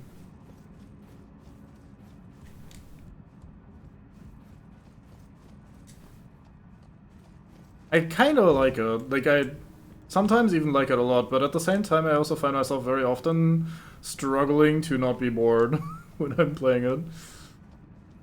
Like, I like a lot of the setup, I like all of the stuff about the game, like, hey, it's a, like, indie game with actual, like, good monetization, and the good way of doing season passes, and blah blah blah, and, like, DLC that's only cosmetic, and they're making good money with it, and it's got charm and charisma, and I just got one shot because the attack hit me twice, because I got pushed into a slope, which changed my character state, so it hit me twice, I think. Anyway, like, all of it around the actual game is pretty fun, but then the actual game is either, like, difficulty-wise, it feels like I'm not close enough to the Stake of America. It's like one room over game. Oh my lord. But yeah, it's like a little bit shallow, I guess. Combat just makes me want to play Titan DRG. Yeah, but like, it's not a melee-centered game, so I don't know. But still then, I would probably rather play Left 4 Dead than, like, Deep Rock Galactic, for example. DRG combat to Darktide. Wow, that's insane to me. That would, like, literally be the absolute opposite. I think DRG is, like... I don't know. It might be fixable or, like, remediable a bit if I was to play it on, like, really hard difficulties and would have to actually, like, really sweat every detail and whatever.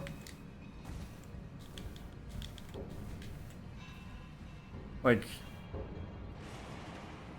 I don't know. I just kind of...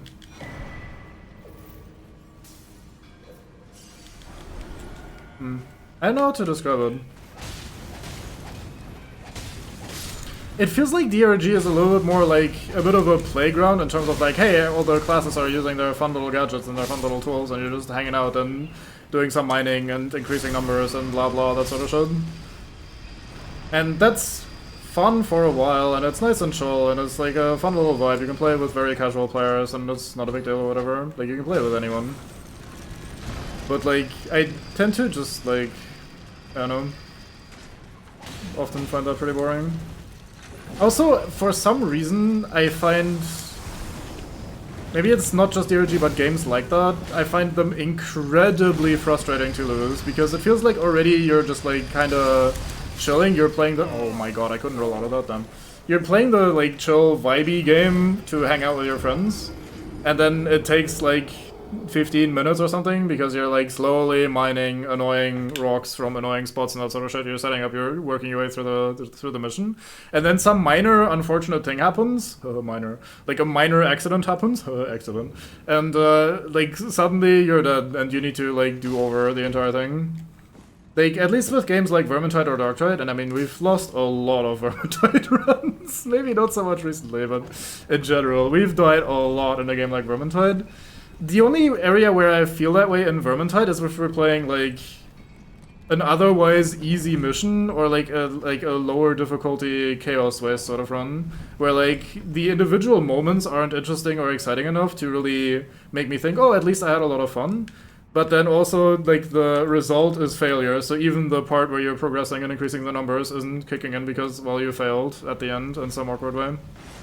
So, I don't know.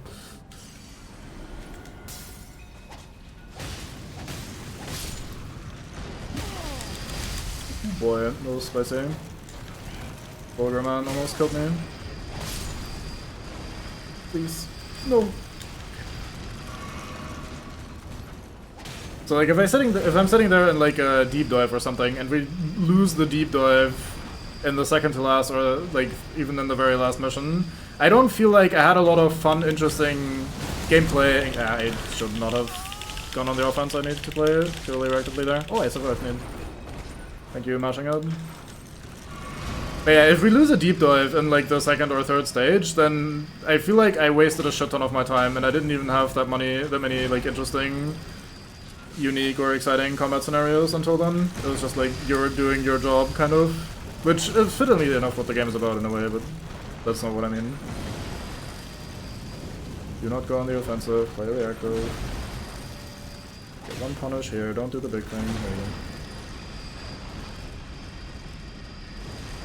The way it generates, I think, mostly, and like the way its enemy types works, makes me feel like most of the encounters are very samey, very similar. It's rare that I'm in a position there where I'm like, oh yeah, this part of the map is gonna be like a little spicy, or we have to like come up with a strategy to clear this, or whatever.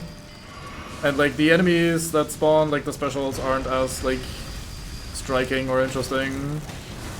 The bosses are fine. Like, that's the thing, at the end of the day, it's complaining in a really shitty, like, I feel really bad complaining about it, or like saying that I don't like it that much even, because it feels like I'm complaining about something that's really good overall. Like, I think overall it's a good game. I think the gunplay feels fine and good most of the time. I think, like I said before, everything around the game with the way the DLC works and the season pass and all that sort of shit works, all of that is great.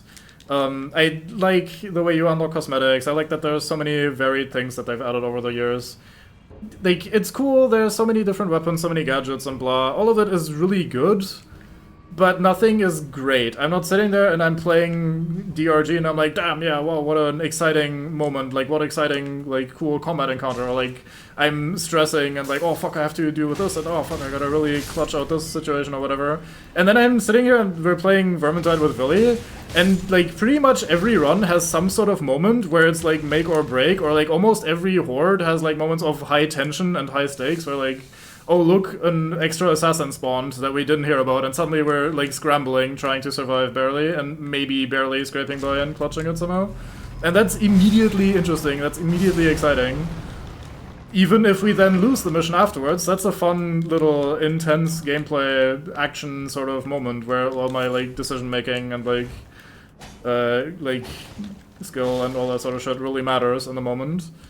DRG feels a lot less in that sort of way, and again, it's maybe a like difficulty issue. Maybe I would just need it to, I would just need to grind that on like highest difficulty. But I also don't have the sort of people that would play it on highest difficulty in this sort of way. And also, it doesn't feel like a game that's sort of made around that. It's a very non-sweaty game by design. It's meant to be a very like casual sort of game. So I'm kind of like barking up the wrong tree there as well. So I think that overall, cumulatively, just makes it not really my, like, go-to game that I could just play hundreds of hours of. Or hundreds more hours of. I've played it a reasonably good bit. And the way I've played it mostly is just because it's fun to hang out with friends in that game and just, like, play and shoot the shit. Trying, dodging, mostly range. See, I don't mind even the mostly range thing. That's why I mentioned Left 4 Dead earlier, is because I feel like you can play Left 4 Dead in this sort of sweaty way and it holds up really well. I remember doing like expert solo runs in Left 4 Dead 1 a long time ago and having a lot of fun with that because it's actually really hard, but also every hit feels like fairly deserved in some way, and there's like a lot of stuff you can do. So it's not so much just the range combat and the fact that it's just shooty, but I don't know, it just... Yeah, I can't help but describe it as I feel a little bored when playing it a lot of the time, and that in turn makes the sometimes difficulty spikes, sometimes the arbitrary deaths, or like the awkward moments that happen, feel really ass to me. Art will probably attest to me constantly saying, no, don't worry, we're fine, because I feel like I'm never really in that much trouble or under that much stress in that game. And then you just sometimes die, and it feels like, yeah, okay, that was a bit shit, I guess I'll die. I guess we have to redo the entire thing now. And that, I don't know, kind of just a weird sour spot. I do enjoy playing that game with friends and just hanging out. Like, I've played it a lot with, like, Bango and Morpho, and we're just doing random missions, random, like, progression stuff. And always the systems of, like, hey, your numbers go up, like, hey, your resources go up, you've gathered, like, extra prestige levels or whatever. Like, those are always, like, some dopamine for the brain in a very basic way.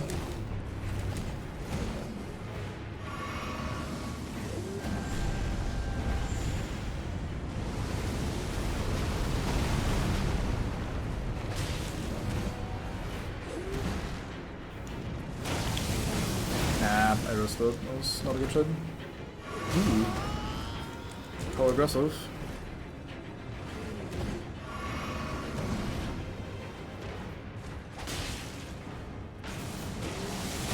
Oh, really? Damn, I thought I'd troll out.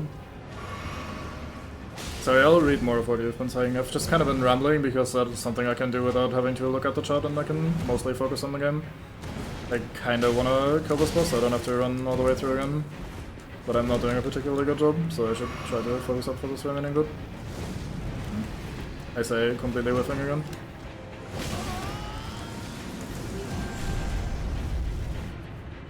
Wait, it didn't do the... Aw, he sniped me. Anti-air fireball. He's got those, that's crazy. I might actually still die here. Okay, his dagger is nice. Okay, 1 or 2 more hits.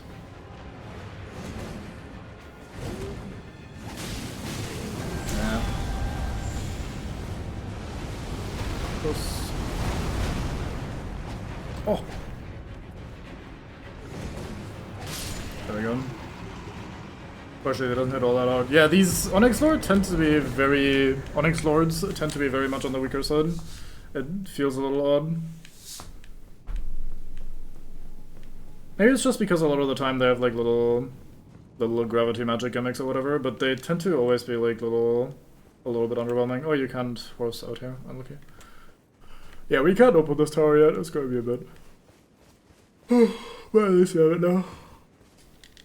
Hazelnuts can very much kill you, although often you run out of ammunition after being bad trained for this weapon. Yeah, that's the thing, though. I don't mind that it can kill you, and I'm not saying it can't kill you. On the contrary, I've said that, like, dying and, like, losing feels really, really bad, so you definitely can die. But, like, it feels like it happens in a very roundabout, weird little way. Like, oh, someone fell too deep, and then you try to recover them, and then they happen to get grabbed by a fucking whatever the fuck the flying ones that grab you are called, and then they get like dropped off in a really bad spot, and the terrain is awkward, and then you happen to not be able to recover from that, and then the run is just over because of some very minor accident like that.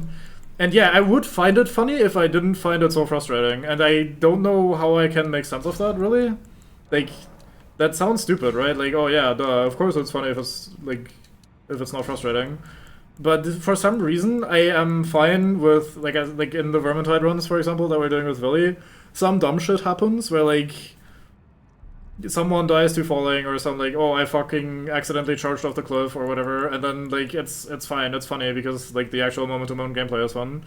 But then that happens in, like, DRG, and we're losing the mission because of that, and I'm maybe not pissed, per se, but I'll be at least annoyed. It'll feel like a chore or like a waste of my time, you know? Okay, we're pretty good now on upgrade material. I think that's all I need to spend on for now. Should probably buy some more crab.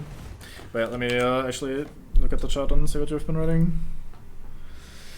Deep dive is a bit less than regular missions, but they seem to not able to have the special modifiers that make things more interesting. Yeah, I mean, they do have some of them. Also, only playing Dota with one other person, which makes things a bit more awkward. Yeah, I mean, I think having just at least one person to play with is usually fine, as long as it's, like, someone you kind of vibe with, that you're on the same wavelength with for, like, what you want to do, the sort of difficulty, how you want to play it, and that sort of shit. Preference. Yeah, of course. And, like, when I said, like, that sounds crazy to me, I'm not saying, like, oh my god, how could you possibly such a, like, wrong person for liking DRG more or preferring DRG? Just, like, that's to, like, my perception of it, that would be the exact opposite. I could not possibly imagine how that could be the case. There's some, like, there's definitely some weird shit in Darktide, and I personally prefer Vermintide over Darktide, but, like, that's neither here nor there, really. But, like, I definitely would prefer Darktide over DRG any day of the week, in terms of, like, actual moment-to-moment, just gameplay and combat.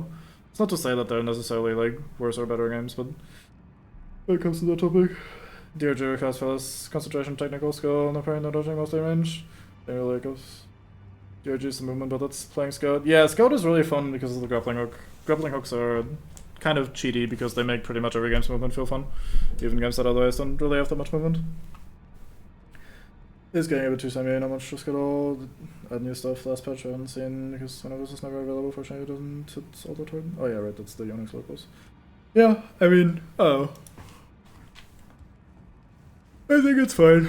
It's a fun little game. And it's fun to explore and fuck around in. And maybe the sort of stuff that I would find engaging would be on like highest hazard levels, maybe even moderate hazard levels, because there's like an extra difficulty that people that play those games a lot play, but it kind of goes against a lot of the other stuff in the game, where I feel like I'm mostly just grinding resources anyway and trying to get like the fancy skins and like trying to get the various overclocks and that sort of shit. Like trying to do it on the hardest difficulty or like on extra high difficulties or whatever feels like it's going against the grind progression system, which is very much a very big thing in the game. So that also kind of feels like something I'm not necessarily super encouraged to do. Because at the end of the day, if you do the hard... Like, I guess that's another way of looking at it. If you do the hard stuff, maybe before you're really ready for it, like before you're like super well equipped or before you're like super fucking good at the game, there's a very high chance of you dying, which slows down your progression a lot, which means that that part of the game, if you're like trying to get a specific overclock or a couple of them because you've seen something fun that you would like to have, then you're not getting those now because you're trying to do the part that's actually fun, and the part that's actually fun, however, isn't progressing you, so it like kinda is in a bit of competition with each other in that regard. I don't know. I felt that way sometimes about Vermintide or Darktide as well, though, to be fair. But again, at least there I tend to just enjoy the moment-to-moment gameplay a lot more.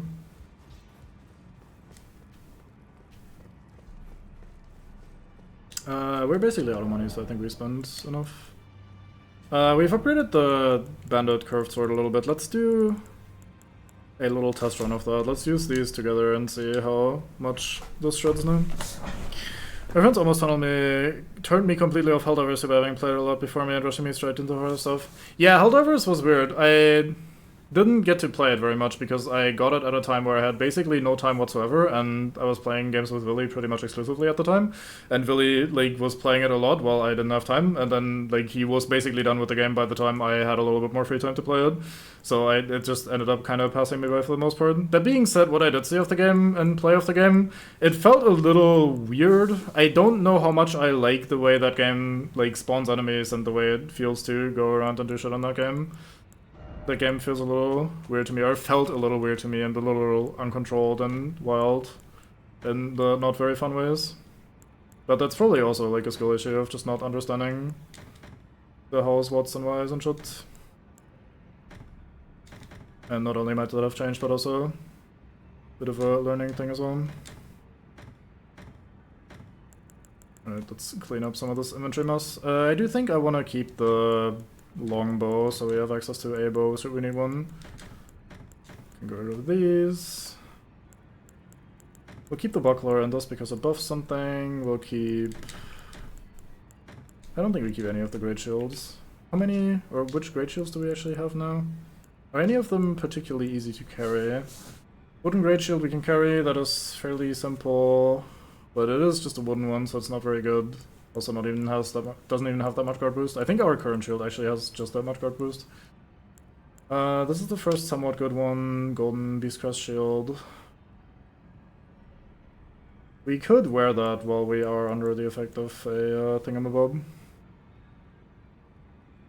Like the crystal tier that gives extra strength. Yeah, cleaned up a little bit. Although it's at the same problem as GG from where I just go, I'd rather kill stuff in Darktide Vermintide if I'm gonna play one of these games. Also, the meta in Helldivers was ass at the time because you got the best gun first day or so. So my friends was convinced the movement in Helldivers had just a snappy movement at aiming us into GG.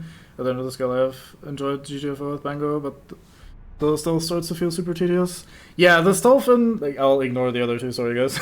The stealth in GTFO seemed really annoying to me as well. Not only because, like, the vibe is really off.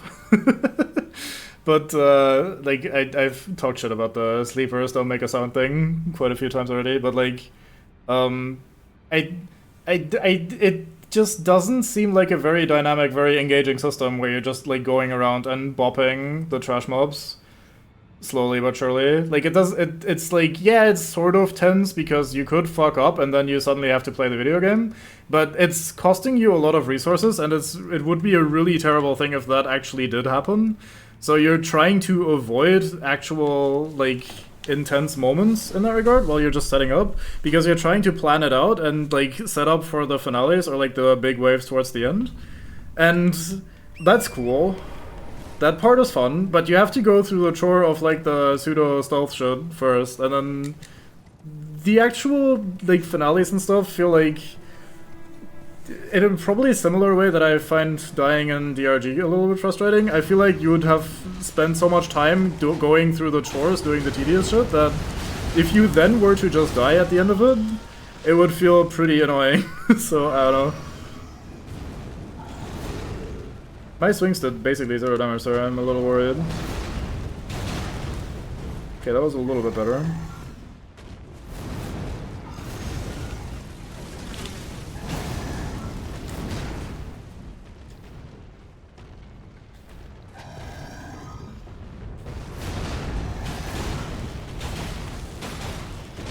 Yeah, this seems fun.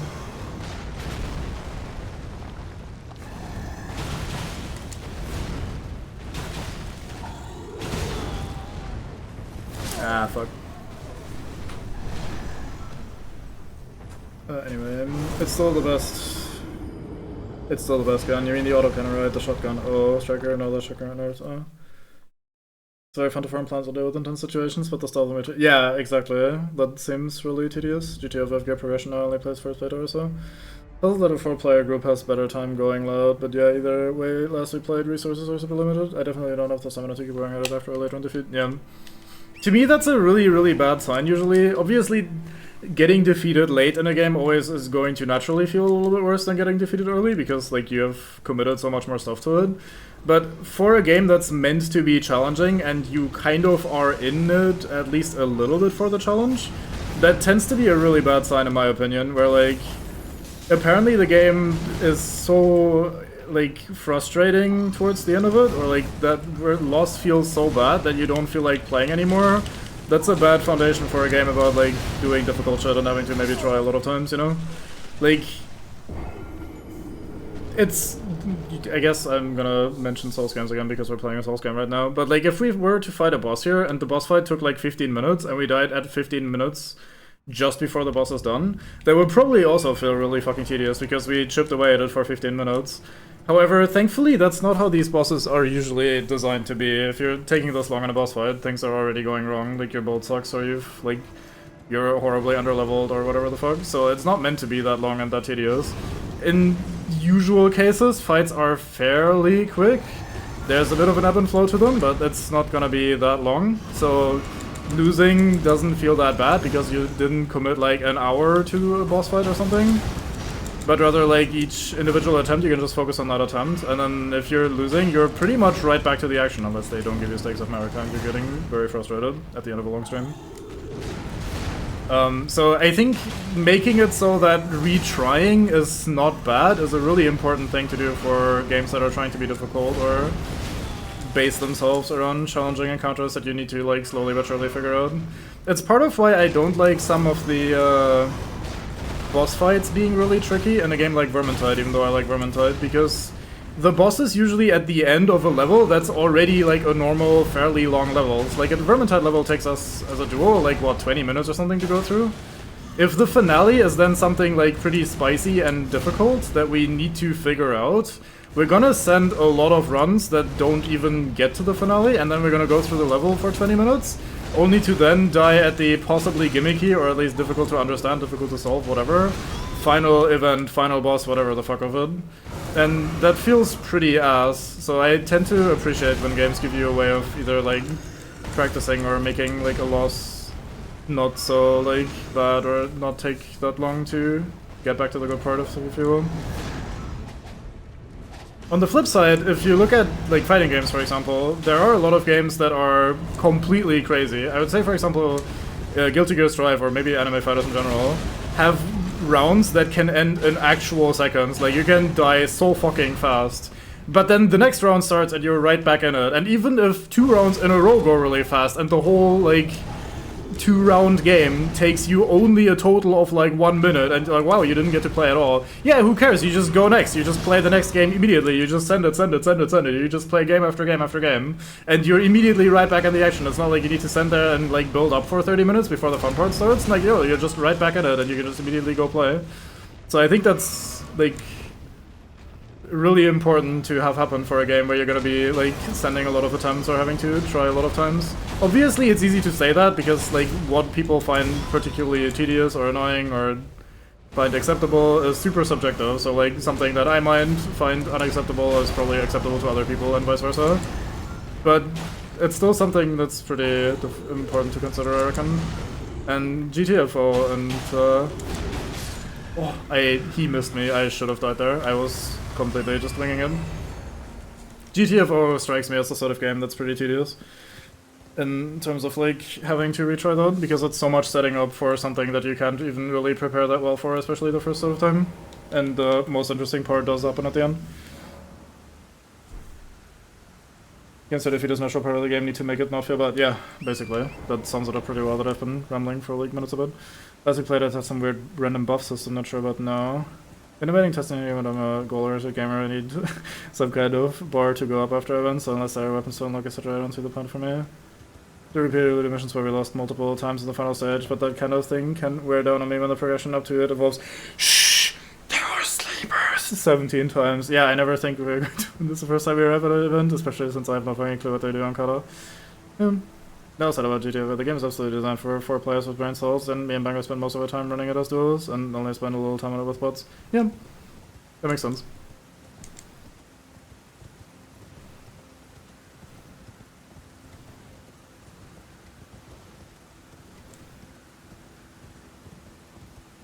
Alright, bye-bye.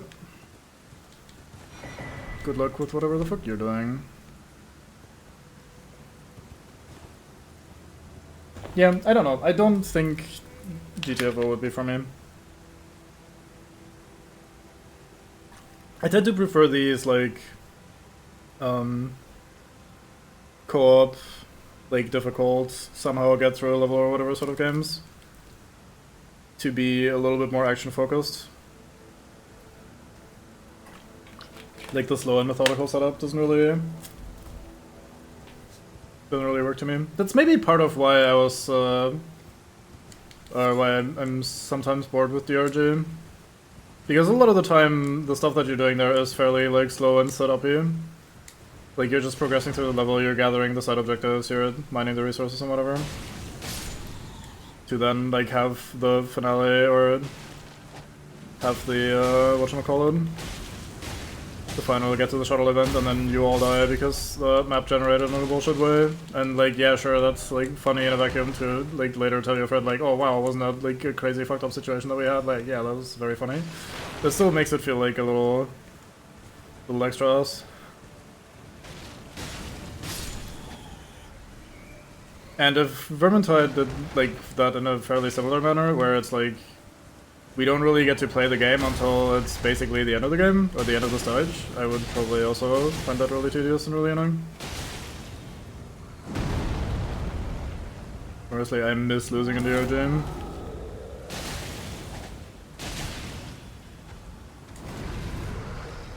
I don't see missing losing, but I do see missing a challenge. That would make sense to me. Oops.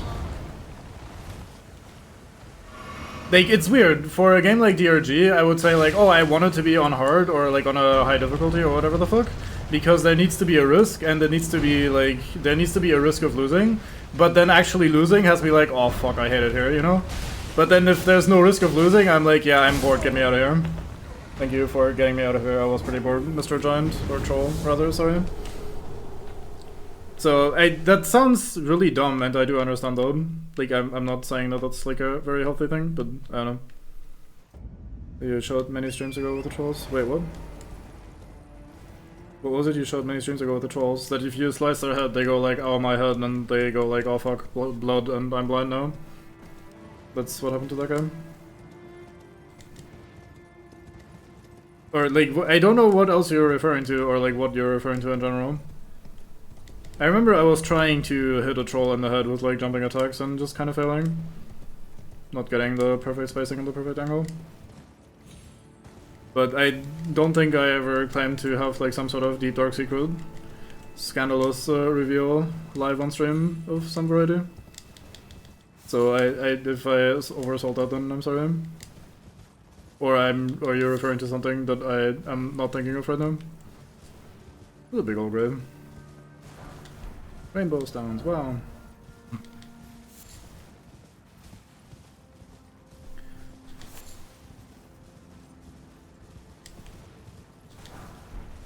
I played Demon's Souls as a teenager and thinking about this risk-reward, losing your souls thing is so cool, and I didn't spend most of the game abusing the quit reload exploit. That was a quit reload, I mean, I don't know. I'm not very familiar with Demon's Souls. That does sound funny though. I personally am just like not... I've talked about this before, but I like the whole like, oh, you might lose your souls thing is just like, it leaves me so cold, I don't know, it doesn't... I don't really stress too much. And I know that sounds maybe a little facetious because I have been gathering my souls every time when we did the Falling Star Beast, for example, but that's because A, it was fairly easy to do, and B, we had a purpose for them. So like I wasn't just gathering them because, oh my god, I need the souls or whatever, and if I then eventually lose them, like we have done many times on level 1 run, I'm not really like stressing about it or frustrated about it either. Well, I don't think I'm getting this good. Oh, I do, never mind.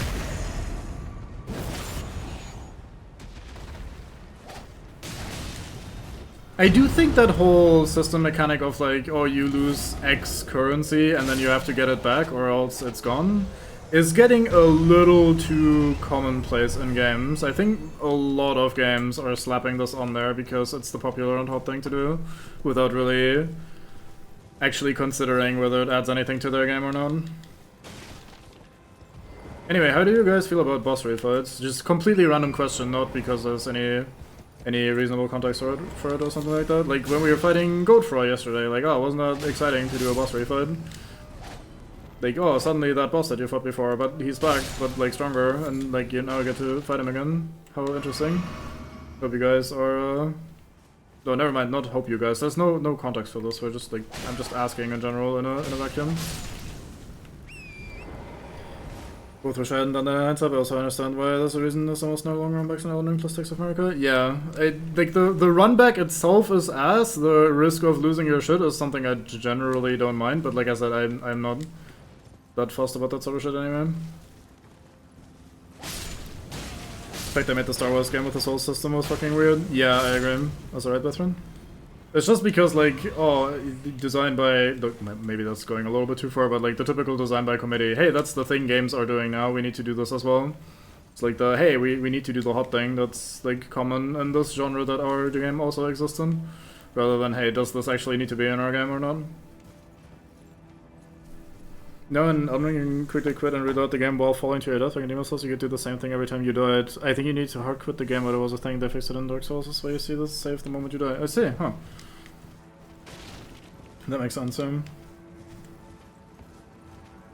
Hello, unassuming random guy here.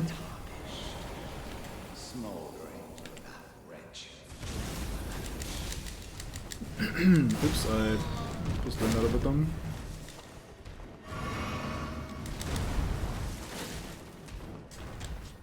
Yes, that's something Bango was complaining about in Alien Isolation, I think, that the crafting system felt so superfluous, or maybe it wasn't Alien Isolation, but I remember him distinctly like being like, why even have it there, other than to say, hey, we have a crafting system? Oh, in Oddworld as well, like the fucking... was it? No, it's not Soulstorm, was it? I don't know, the Soulstorm-esque game that he played recently. Like, hey, we need a crafting system, even though we don't do anything with it.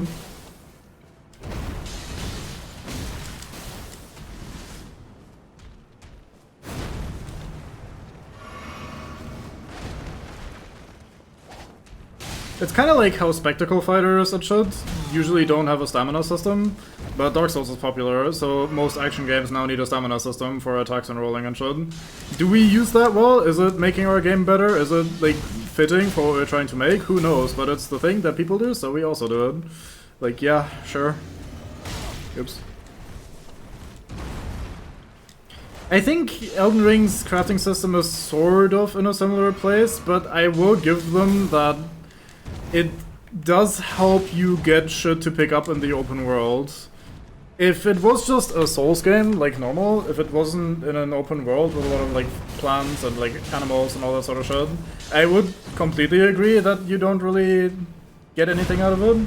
But as is, I do think it makes the game world feel a little bit more alive, and even though I don't end up using that much of the crafting system usually, I do think it's implemented in a fine sort of way. Shouldn't exist justify another system that doesn't need to exist. Oh fuck, I was not looking at shot, I was just roll spamming and I found the one rock in the environment that I couldn't roll over. Unlucky.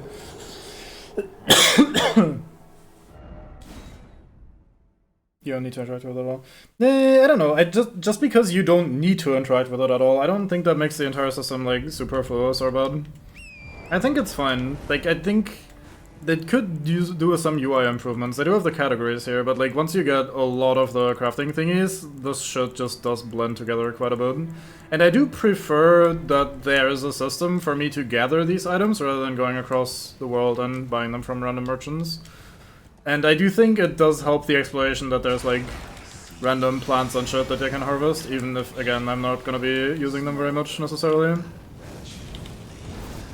So I don't know, to me it does work just fine. Like, not a major improvement, I wouldn't be like, oh my god, check out the crafting system in Elden Ring, but like, yeah.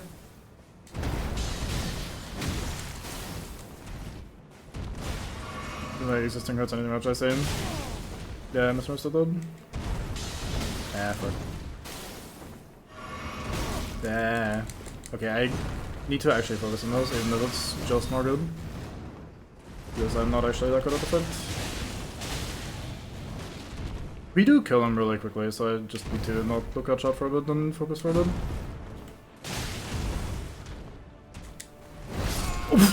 Okay, I thought I was safe there. There's a lot again, I don't understand the point of crafting system, or just to add decisions, not create grinds. Yes, I agree.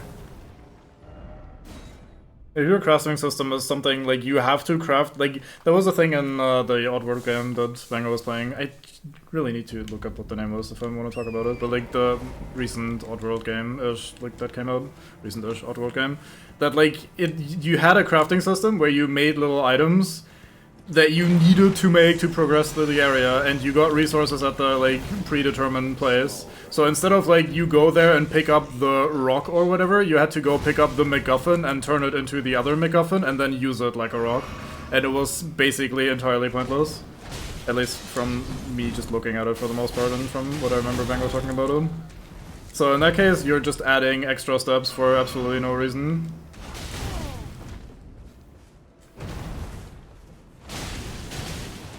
That said, I would probably also feel poorly about the Elden Ring crafting system if I was using it a lot. Like, if I sit here and I say, oh, I want to do a, like, consumables only playthrough, where I only throw pots or, like, throwing knives or whatever, that sort of shit at people, then I would probably learn to really dislike the crafting system, because I'd have to then grind all sorts of garbage. That being said, if I wanted to do that, then that's, like, me doing an arbitrary challenge run that is, like, not really part of how the game is necessarily meant to be played, or what's, like, normal. And it replaces a system where I'd instead have to farm souls to then buy the items from random merchants across the map, so it doesn't really make it worse, it just like slightly changes it a little bit.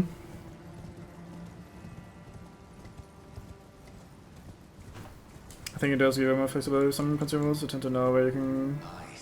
Oh fuck. Where you can... I think you can get more resources for fire pots, so you can use them more freely as opposed to, say, replacing loot with the pots. I mean, they do that though as well, right? Like, they also give you some finished consumables here and there.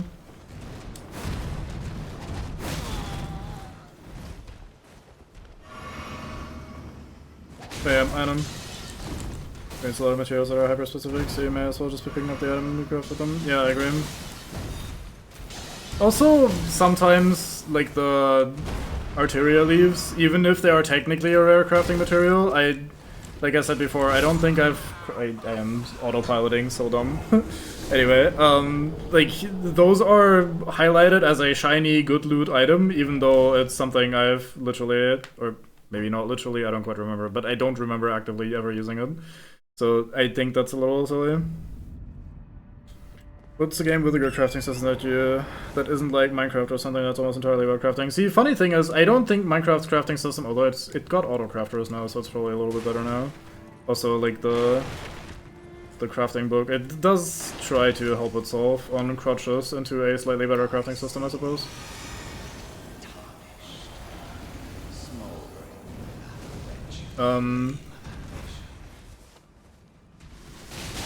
Honestly, I don't fucking know. I don't like crafting systems usually. There are mechanics individually in a game like Path of Exile where it'd be like, oh yeah, this is kind of a good crafting system, but a lot of the time you also need oodles of the various resources and the knowledge on how to use them, and possibly external third-party websites to help you understand what the desired outcomes are and how to get them, like what the best odds are and that sort of shit, so... Oops.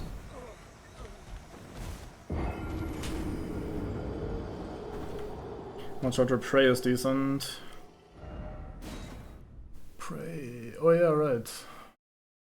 Yeah, that was a good system, I think. Mostly because the way Prey dismantles your items into little piles of atoms, I suppose, was really good at helping you organize your equipment and your items and shit. Like, it made the item hoarding easier and more convenient. And the way you got recipes was a natural part of, like, exploration and progression. And you actually wanted to use some of those recipes. Although the main thing I did end up making, of course, was the fucking skill points, because, hey, you give me ability to make skill points, I'm gonna fucking make skill points. Ah, fuck.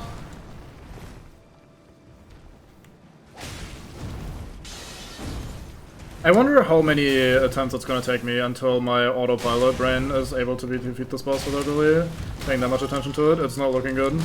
Yep, it's not looking good. Materials are a meme to me and Yuki. Yeah, I see that. There's a good chance that they are kinda meant to be as well, like meme items. Technically has two Monster Hunter that is. Gear and items, you mean? I don't know, man. I tend to just overall feel weird about crafting systems, I guess. Like I said earlier, I was struggling to come up with a crafting system that I think is good. Because at the end of the day, I think most of them are not particularly good for me. Like, I tend to just not enjoy them that much.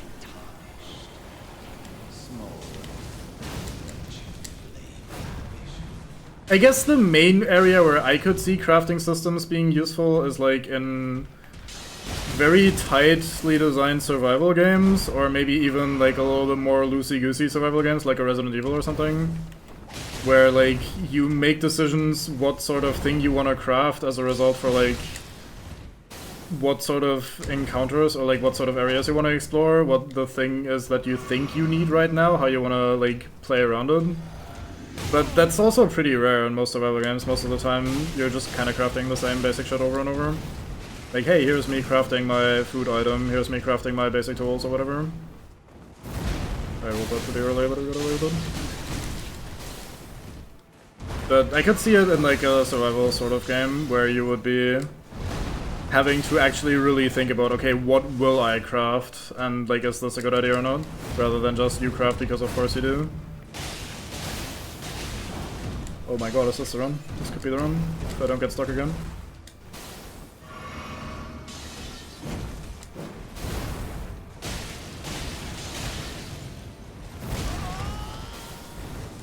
Ooh boy, spicy. Ah, I was so greedy there. I thought that was a different combo. Fuck, I should have played it safe. It was kind of cool in Minecraft if you start to get like iron and go, oh, what can this do now? How do I do it, etc. But it just devolves into wiki nowadays. It devolves a little bit less into wiki because now it has a recipe book.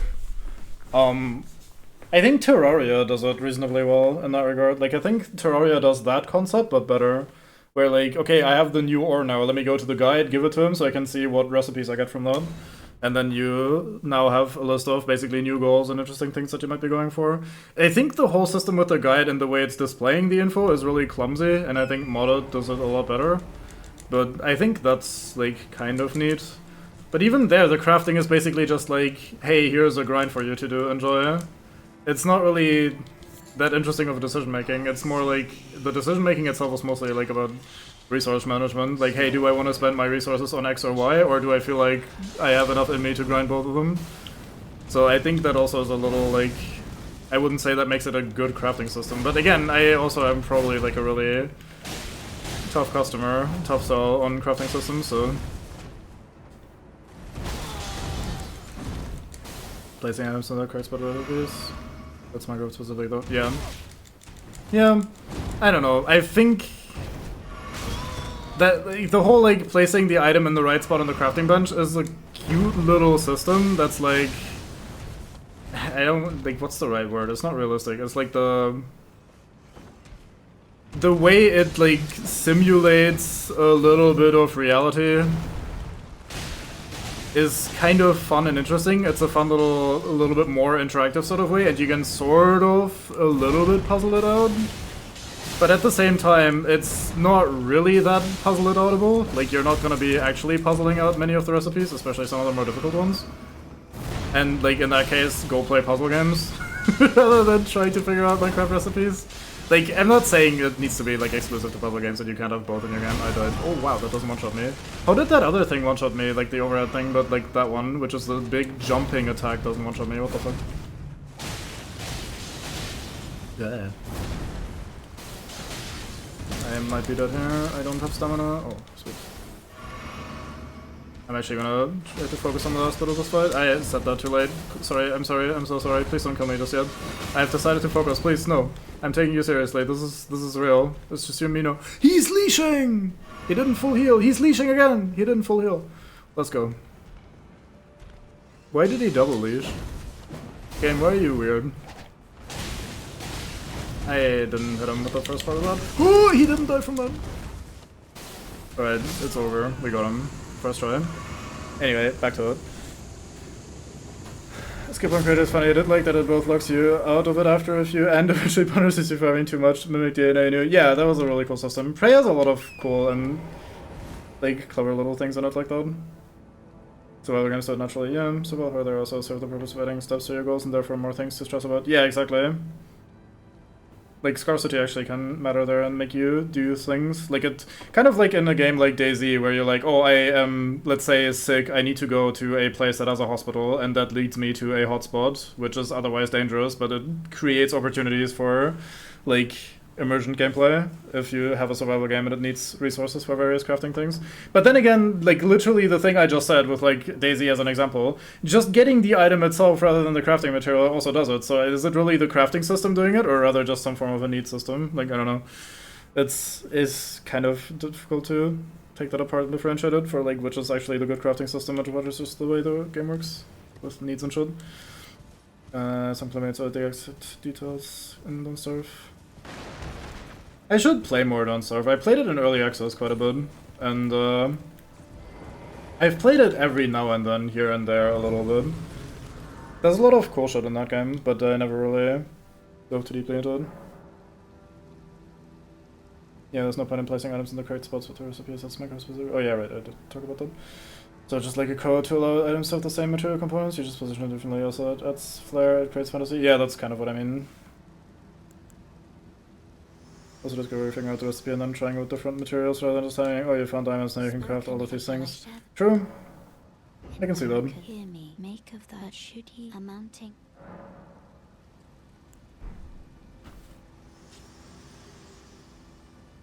Doesn't really, like...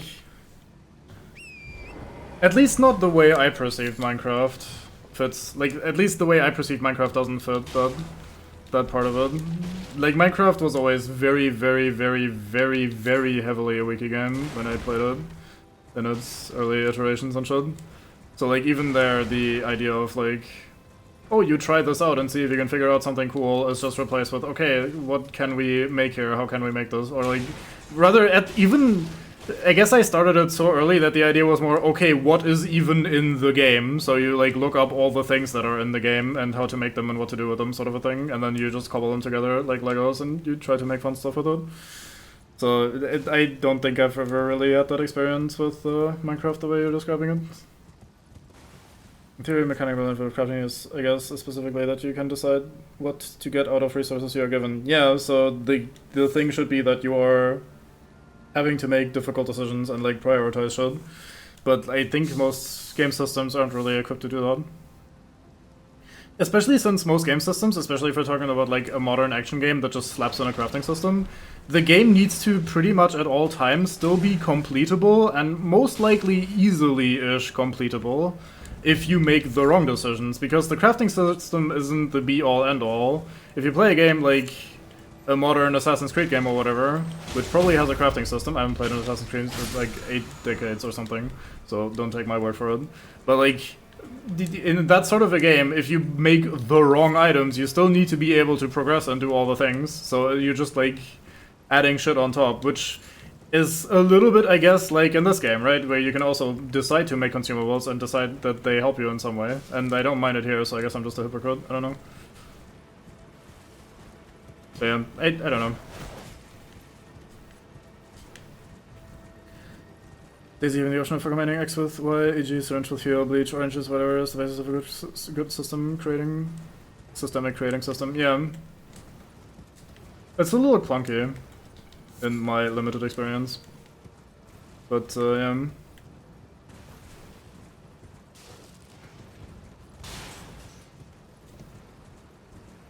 Yeah, also I guess overall the difficulty is higher baseline, so you're in that regard more mechanically incentivized to actually take advantage of those, whereas mechanical challenge isn't really the point of like the modern Assassin's Creed or whatever, like the modern AAA game.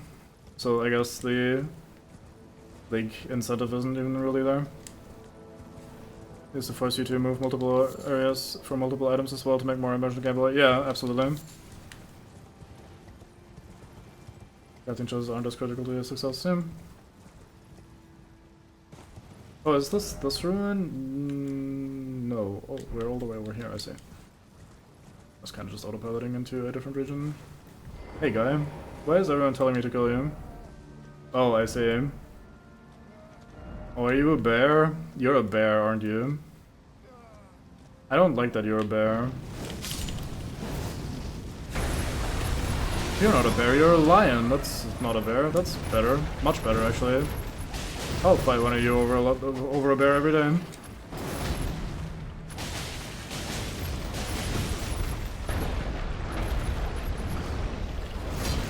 I cancelled my heal by going down the steps, but I also made him with his attack, so it worked out. Oh, please, thank you. Thank you.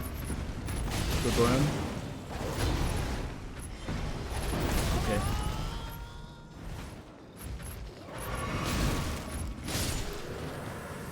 Cease. We got Foucault. I guess we got a larval here.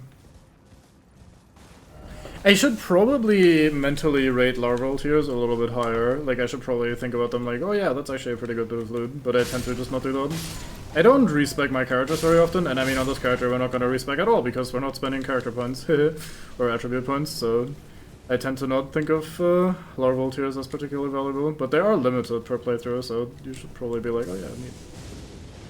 I feel like Witcher 1 and 2, they're gonna kinda need to hunt down ingredients for a cat potion if you want to explore a dark cave or craft end-to-end for because oversoil that is more thematic crafting rather than a good system by itself. Yeah, that's also true actually. That can be a good purpose of a crafting system, is to just like fit the theme and the vibe of the game.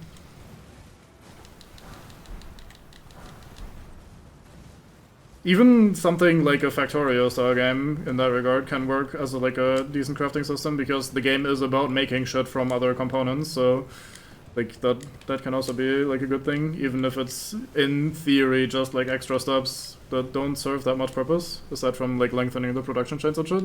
That's kind of what the game is about, so it does serve its purpose pretty well in that regard.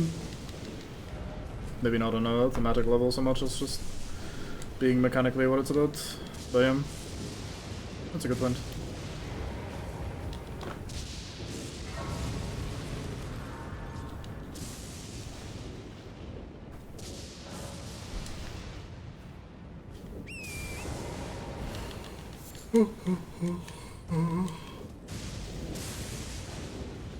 So, since I have you here, Bethran, also hello by the way if I hadn't said that, sorry about that.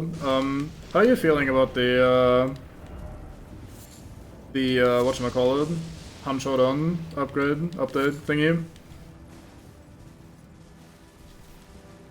Because I am carefully excited, because I'm curious. I could see it being an absolute mess on launch because the sort of like massive system overhaul that they are apparently planning might lead to roughly 470,000 things breaking. So I'm very careful, but I'm also optimistic and looking forward to giving it a shot. I was watching a video the other day to find out all the stuff that they're putting into the game that I didn't know about. Like we're getting bullet drop and all that sort of stuff. Bullet drop is, has a lot of people up in arms, I think. It's both mourning the game and celebrating its birth in the downtime. Yeah. They're doing a bit of a weird thing. They're making it so that you can, like, there's a new map coming, and for the first month or so, depending on how long it takes them, you can only play the new map because the others haven't been ported to the new engine yet, basically. And they're gonna make some minor adjustments on the older maps and stuff. So it's gonna be a month-ish of just the same new map. No Man's Sky. Huh. I haven't played enough of No Man's Sky, to be fair. I've heard from multiple sources that it's in a pretty good spot now overall, but I had it on Game Pass for a while. I currently don't have Game Pass. Also, I died. Whoops. I didn't think he tracked me that perfectly. My bad. I could have just played it safe and killed him, no problem. But yeah, I had it on Game Pass for a while and never really ended up going too deep into it.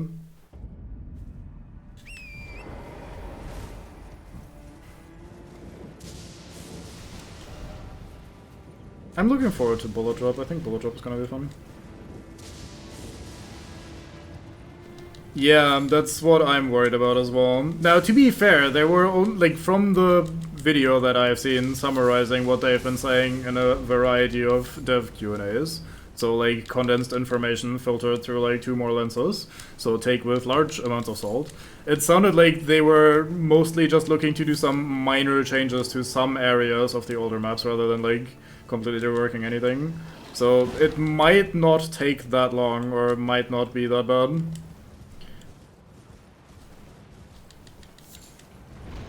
It also seems like they're removing a lot of stuff from the game, which feels a little bad emotionally. Like they're taking away the library, or the way you unlock... Yeah, like you max out your weapons there, you're getting special ammo automatically. They're taking away the trials. Oh hey, you're here. I forgot about that. I kinda don't want to fight you right now. Let me get my souls back and then ponder what I should do.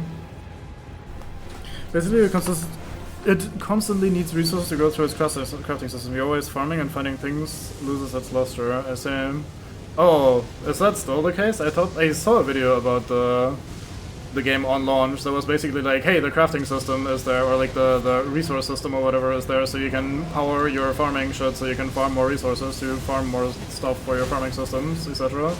Without really much purpose to it. It's not a bad game, but the system is maladaptive in my opinion. Which I want to try to like this everyone as a quick practice sort of thing. Yeah, I also did most of them. But apparently they're really unpopular. Oh, I'm dead.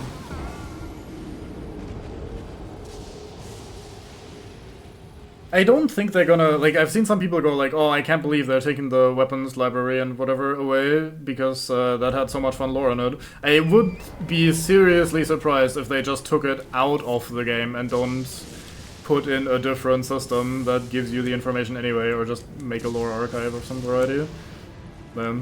They've improved this, it's finally the same thing, but there are more things, spaces, vehicles to craft.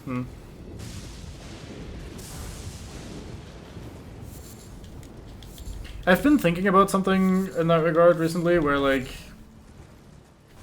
I am struggling with games where you're exploring for the sake of exploring, even though I really like exploring in games. So like, I was thinking about that because I don't remember, I saw some discussion where people were talking about like Elden Ring and other games, and how a lot of people like myself think that Elden Ring's exploration is just really fucking good, and what makes it good and shit. And I think one of my main issues is that if you take a game like No Man's Sky with its like procedurally generated worlds, the exploration feels a little lackluster to me. Because you're just kinda, it's a little bit like looking at AI art, for lack of a better word. It might be technically impressive, and sometimes it creates things that make you go like, oh yeah, that looks kinda neat. But like, you're not really it doesn't feel satisfying. It reminds me a little bit of like when I used to play Minecraft. And back in the day when I first played it, if I just ran around the map and explored, I would see all sorts of like fun map formations, like, oh my god, look at the way the map is generated here, and oh, that looks cool, that looks neat, and all that sort of stuff. And I'd be enjoying it greatly. But after a while, after you've seen that sort of stuff, it kind of loses its luster. Like, you're just not really... You're not really ending up seeing that many interesting things. And even if you do see, like, oh wow, that mountain is kind of neat, and like, oh wow, this biome is really coherent, and like, the way it's generated is actually quite nice.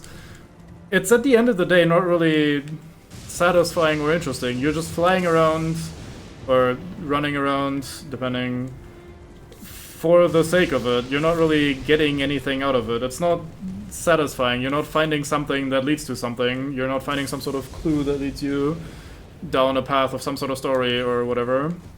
You're just like getting some random eye candy for the sake of it. And I tend to feel that way about a lot of like space games specifically, because oh yeah, it was in the context of Starfield. Finally I clicked again, because I think Starfield exploration was awful when I very briefly tried it. I admittedly did not play that much Starfield, but Starfield felt completely wank to me. I disliked it in so many ways, because at least in the Fallout games, even though those are often very shallow and not very good, like the modern Fallout games, at least there, if you're running around the map and you see something in the distance, you go like, oh, I wonder what's in this building. Like that looks interesting. I'm gonna go check that out. But Starfield just kind of doesn't have that pretty much at all, because like every part of a world is locked behind like loading screens. The different planets are locked behind loading screens. And then what you find is always just the procedurally generated, like, shovelware, the content for the sake of content, you know? And that feels really bland to me. That takes away a lot of the enjoyment I would otherwise maybe have from running around the map and finding shit to explore and seeing the sights. And I think that's also what I felt about, like, No Man's Sky, for example. Just, like, landing on a planet and, like, going like, oh yeah, wow, this biome looks pretty interesting, or, like, the way this mountain generated is nice, or like, oh wow, look, there's like an underwater thing here, or whatever the fuck there is now with the new update. I think I've seen some water-based shit. Might not be, but who cares? It's not really the point. The point is, like, just seeing randomly generated planets, or even if they're not randomly generated, but just like there for the sake of being looked at, it just doesn't feel like it means anything. It doesn't add up to anything. I don't feel like Aw, that hit me. That's what I mean. Hitbox wise. Like, if I compare it to, for example, Elden Ring, if I run around and I find a little ruin, we just found a little grave, kind of in the middle of nowhere, but, like, it was a little striking because, hey, there's a fairly big gravestone, there's no other graves in the vicinity, there's some butterflies next to it, there was some guy, like, mourning in front of it, and we started thinking about, like, oh, I wonder whose grave this could be, and the way it's positioned, like, oh yeah, that's actually an interesting little location. We could maybe start musing and puzzling about, like, what this might mean, and, like, the butterflies are associated with this, and this could be because of this character, and blah blah. Suddenly we're thinking where it makes sense, it means something. Or you go and you find a dungeon, and now you have a dungeon to explore, and the dungeon, yeah, sure, most of them aren't, like, particularly deep or meaningful. They're not, like, peak Souls game design every single time. But you found this organically, naturally, through your own exploration, and now you get to explore it, and you usually find at least something unique in it, and that makes it satisfying and fun. Like, a game like No Man's Sky or Starfield or whatever feels like it doesn't really have that so much. Yeah, sure, technically there are so many ruins and like so many little bases and dungeons and shit, but they all feel like hollow, sometimes literally. I'm bad. Anyway, I should catch up on what you guys are writing, because you're actually writing a lot. Might be another secondary version of Elite Dangerous like that too, but I went to space, so it was pretty cool in some way for a time. Yeah, I did play quite a bit of Elite Dangerous temporarily, and I do like it. I do like the idea that you could be flying out and find uncharted star systems, and then it has your name on it, and that's kind of neat. That's fun, and that sometimes they do create somewhat unique sites and shit, but at the end of the day, it's also, like, it feels fairly empty, which, like, of course the smartasses are like, well, space is pretty empty, not every planet can be, like, full of life. If you always find something, it's not that fancy anymore. But that's kind of not making it much better. If I fly from solar system to solar system and all I get is like some randomly generated like space background that you find on some random monitor and some random FPS from the 2000s era, that's not really a satisfying outcome, you know? And I feel like it's so rare that you get something particularly interesting or meaningful from it, so I don't know. The most interesting I found No Man's Sky was on a planet with intense storms because that added the find shelter or shield resources gameplay, but everything else became samey very quickly. Except the rare times I found a planet with dinosaur-sized aliens. Neat. Did enjoy some of the events. Last thing I did before the aliens evaded was chase the weird thing emitting creepy signals as I traveled across the galaxy to settle space. Yeah, I probably didn't really engage with any of that or do any of that when I very briefly played it. No Man's Sky does create good vistas the first few times you've seen the planets, but yeah, soon after they're quite familiar. Stuff with some good curated views and some decent generated stuff, but it's largely underwhelming and lacks cohesion in hilariously Bethesda ways, like when it could rain on a moon without atmosphere. Hell yeah. Like, Bethesda is just so fucking proud of their ability to just create shit that creates more shit. Like, hey, we've made a system that creates content. You guys like content, right? Don't you want content? And it's just... I don't want content, I want experiences. Like, fuck off. So, I don't know, that just felt so... Yeah, I don't know. Human design stuff is much better. Telling stories, people keep saying, yeah, I can do this, and I've yet to see it succeed. Yeah. That's spoiling you too much stuff. It claims to be a game about exploration, but you quickly learn its entire premise as somebody or something has already been here, and it falls apart in that field for me. Yeah, I have seen some stuff about the story. I'm also not gonna talk about it in detail, but like... Yeah. I don't know. I found Starfield so... okay, I have realized about myself over the years, and I will admit to this, so you guys have context for where I'm coming from with this. I am a Bethesda hater, I think. I have... So for some reason, they haven't really harmed me either. Like, I'm not an old-school Fallout fan that has been burned and is now like, oh no, the thing I love is ruined. Or like an old-school, like, Morrowind fan or whatever that's like, oh my god, the cool thing is no longer cool, and like all that sort of shit. That's not me. The first Bethesda game I played is Oblivion, and I played it very briefly, and then I played Skyrim, and I've ultimately played a lot of Skyrim, and I do think Skyrim is kind of a fun game. I don't hate Skyrim that much, but boy, do I love... when people shit-talk Bethesda's trash and dumpster fires that they release every time. And when I played Starfield ever so briefly, I was so fucking on board to just be, like, hating it from second one. Like, oh, you're stuck in this elevator ride while people are talking to you and, like, very awkwardly expositioning you, and you're the new guy in the thing about to experience the thing, and I'm just like... From the get-go, I'm like, oh my god, you guys are, like, this is so bad. I don't know, there's probably not an interaction I've encountered in my brief time in that game that didn't feel, like, so bad, so pathetic, I don't know. It feels so bad, it falls so flat for me, I don't know. And same with, like, the Fallout 76 thing, where Fallout 76 blew up on launch, and... people were shit-talking it and documenting the bugs and all that sort of stuff, and I was like, yes, give that to me, inject that directly into my veins. I want the slanderer, I am a hater, fuck them. They can keep getting away with it, but they are, so here I am, cheering for their demise and celebrating every time they once again fuck up and it blows up in their face.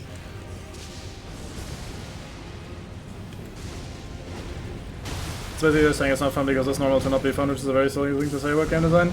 Yeah, I mean, it's not quite like that. I have also, like, I'm once again being a little hypocritical because I have been playing defense for some people complaining in this game about the fact that you don't always find shit. And one of the things I have said in defense of that is that, yeah, well, if you always find shit, it's no longer interesting and exciting to find shit, because you expect there to be the loot thing behind every single nook and cranny, and as a result, it's no longer fun and exciting to find shit. But that's, like, removing a lot of the context, and I think otherwise the game does a much better job of it, so I think that's overall fine.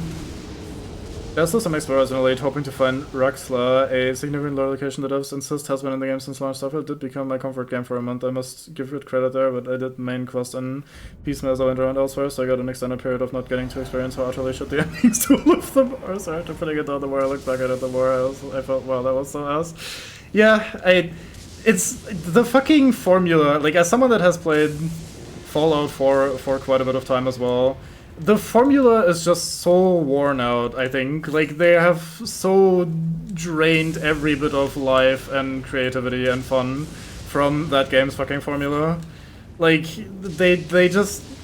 Starfield is the same shit, but even more shallow, even worse in a lot of ways. But it's in space, and some people go nuts for space, so hey, it's a hit automatically. But like, I don't know, it... Thank you very much, Turtle. That was very fast once again. I don't know, Starfield is probably just not for me, man. I felt almost no part of that game was particularly enjoyable. I played Skyrim all the way through, found it fun enough as sandbox and inspiring with the without story or combination. I also perceive... Oh fuck, I did. I also perceive Skyrim basically just as a sandbox. I don't really give a shit about the world and its characters and the stories and shit, but for some reason making a character in that game and stomping around and quickly climbing the various progression systems, and even if the skill trees are kinda shit and the skills are like not very well balanced and the encounters are not very well designed and it's all like cheese fest and whatever, for some reason it comes together in a way that makes my brain feel like it's fun for a little bit. Like, I'll be sitting there and randomly play a bit of Skyrim. Like, I'll be in the mood to go like, oh yeah, I should play some Skyrim. I haven't played Skyrim in forever. And then I'll fire up the game, I'll make a character, I'll run around and do some shit. And I'll maybe play the game for a day or two religiously. Like, I'll just fucking fiend it. I'm like, yeah, hell yeah, I'm doing all this sort of shit. And towards the end of that, I'll be at the point where I feel like I've accomplished all the stuff that I set out to do. Like, oh yeah, I've gathered the data artifacts that I wanted to gather, or I've made the kind of build that I wanted to make, even though making builds in that game is kind of pointless, but whatever. And like, after that I'll be like, yeah, okay, cool, I'm done. It's time to not play Skyrim again for another like decade or so. So I can't tell you why either. I don't feel like I could do like a in defense of Skyrim. It actually did so many cool things or whatever. Like, I'm not sitting here and think like Skyrim is this sick ass game that's actually underappreciated or whatever. But it's pretty fun for some reason, I don't know. Somehow I've come to like Skyrim more now that open world games also come out, so many people are bad at them. Also, last Skyrim's final boss and ending, Jesus fucking Christ. Yeah, I mean, main quest in Bethesda games, oh well. This is stronger, it's like how weakly designed the Skyrim combat was, but I think it was always intended to be a quiet, vibes-based exploration game, not a great combat experience. Yes, I agree. I also, like, it's fine, that's the thing, that's the secret. It's fine for combat to be very simple and a little bit shallow if it's not the centerpiece of the experience. If you're making a fighting game and the combat is terrible, yeah, okay, you fucked up. But if you're making just like a game about like running around and your stats going up and you're getting to roleplay as the High King of Skyrim, it's fine if the fucking combat isn't particularly deep, it's fine if every encounter is cheesable or like very cheesy in general, and the melee is kind of bland and the magic system is awful in a lot of ways and all that sort of shit. Like, that's kinda, as dumb as it sounds, not the reason you're playing the game anyway. You're not playing it to have some sort of meaningful, deep gameplay experience that you want to master in some way. You're just kind of hanging out in Skyrim and playing Skyrim, for lack of a better term. At least that's how I perceive it, for the most part.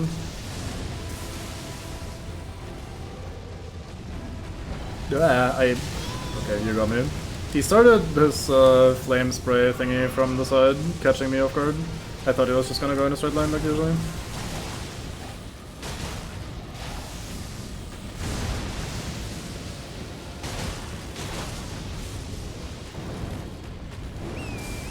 It's also just kind of fun to hoard shit in Skyrim. Like, you get your house, and you of course get it way too easily, and it's like everyone loves you, and you're the y'all here, and you're the y'all there, and blah blah blah. But like, you have your house, you go on your adventure, you find some shit, you put it in your bin at home, which gets bigger and bigger, eventually taking minutes to load eventually if you're like stuffing it full of stuff because the game can't actually handle that. And that's fun, like that's satisfying. And like, surely you're gonna use those hundreds, thousands of gold coins that you have for absolutely no purpose at some point for something meaningful, right? Like, it's these systems are all like superficially all like really shit and like very shallow, but I don't know, man. It just works. Thanks, Todd, asshole. But like it just kind of comes together in a good way. Like it's just a dumb, simple but good time. It tickles a lot of people's brain chemistry in the right way, I reckon. I wouldn't play a game like Skyrim because I'm seeking out a game like Dark Souls, you know, or like a game like Baldur's Gate or whatever. But I would seek out a game like Skyrim to play Skyrim. Wow, I got staggered by the fucking random lightning from the sky and then got cleaved by the dickhead. Also, by the way, we're not killing this. We're going, like, I'm just kind of following the conversation and engaging with it because I think it's really fun to talk about. And I will eventually just stop because I don't think I will be killing this without really, like, leaning into it and focusing it. Yeah, it's about wandering off and doing stuff arbitrarily. It's satisfying enough. Yeah. Also, like, for what it's worth, I think Skyrim's dungeons are pretty similar to Elden Ring's dungeons in the sense that they usually have some sort of gimmick to them.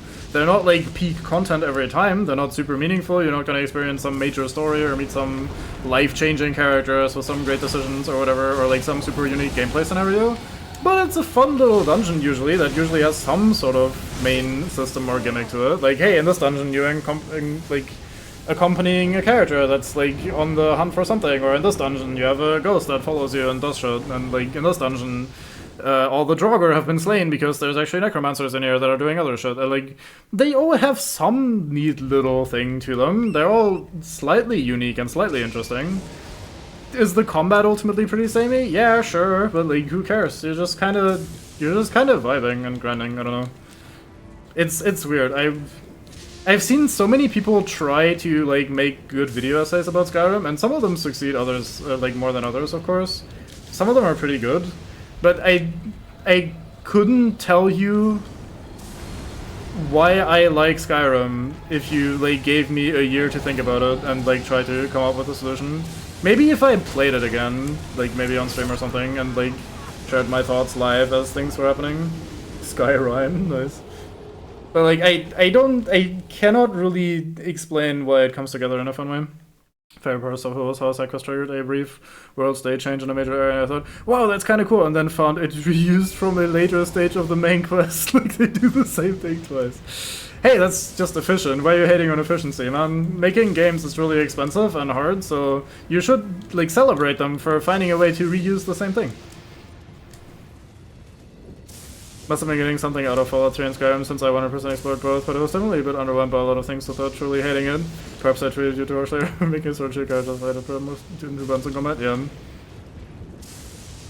I usually used to like making mage-based characters, but then my way of fighting shit ended up just being flames exclusively, because it's kind of the most mana-efficient spell you have, and damage doesn't scale well with mana, so you're just using the basic flames spell. And like, flames was also obviously the best spell because it had the little dot effect to it, so it did more damage than the others. Unless you're fighting something fire-resistant, of course, but like, even that's also a little superficial. Or like, a little random and not really something you can, like, do much with? I don't know. Just about the most blandest fucking way of doing combat, and I don't know, I was having a decent time playing it. I also no desire to replay it, and no excitement over the Bethesda releases. Yeah, say, that's where I'm a little different. For example, fucking, whatchamacallit, Ruford is a big fan of Enderroll, which is like the Skyrim overhaul mod. It's, I will say it's probably pretty good. I've heard very good things about it, and I believe it. Like, they have good characters and good story and all that sort of shit. I find that game impossible to play because it's taking Skyrim's engine, but trying to make an actual game out of it, you know, with like story and characters and progression and skill systems and maybe even combat mechanics. Like, it's so weird. It just doesn't work at all for me. I don't know why. I've never managed to get deep into that game, although I've tried like 4 times or something.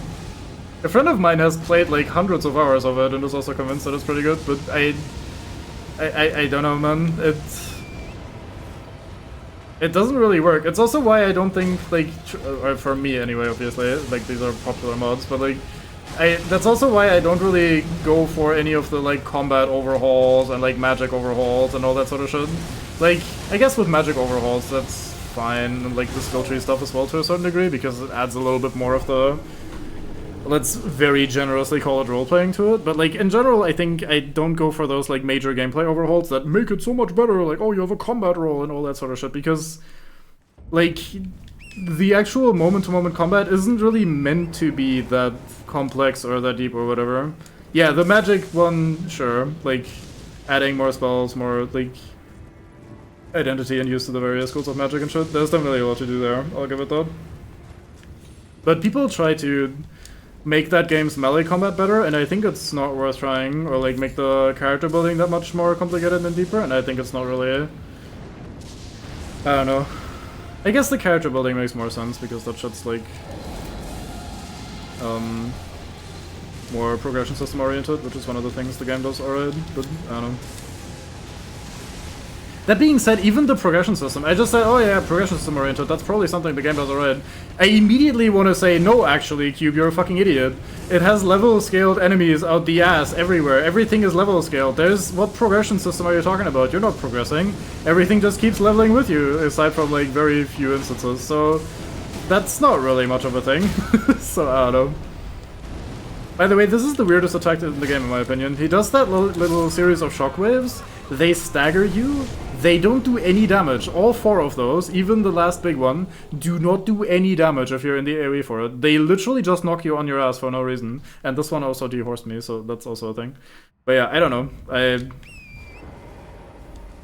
Yeah, I mean, I don't know. Those games are so weird, man. Did not leave an impact.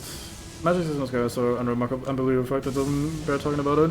See, there's one thing to the magic system that's kind of cool, which is the idea of like, hey, you have 2 hands, so you can theoretically use 2 spells together, or like use a weapon and a spell. The idea of like, hey, we have 2 hands and we're using it to like do maybe up to 2 different things at once, has the potential to be something cool. Like maybe you can combine spells to have like extra effects, or like you're using a defensive spell here and like an offensive spell on the other one or whatever. Like, there's a cool thing. Second hand is for second stream of fire. Yes, that's exactly what happens with their wank-ass magic system.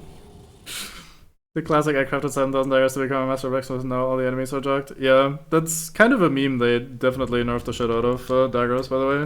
It's like some outdated memeology that should have died a long time ago. So obviously true Skyrim fans know that the real way of leveling blacksmithing is not to make daggers. You instead make necklaces and jewelry because it scales with the value, so making necklaces and shit has more value at basically the same sort of cost. There you go.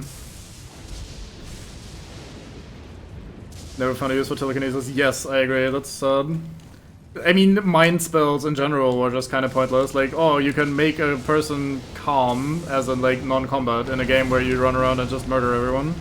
Like, yeah, that seems great, that's useful. But like, oh, you can make an enemy that is under-leveled fight its friends. Yeah, cool. I love being able to make under-leveled enemies fight each other so I don't have to quickly kill them with my actual damage. So, I don't know.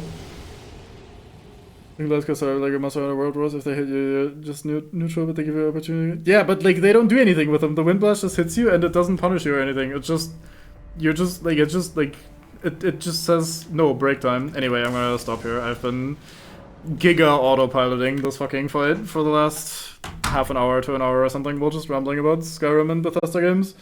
I'm gonna have to call it here and go to bed soon because I have to get up really early tomorrow.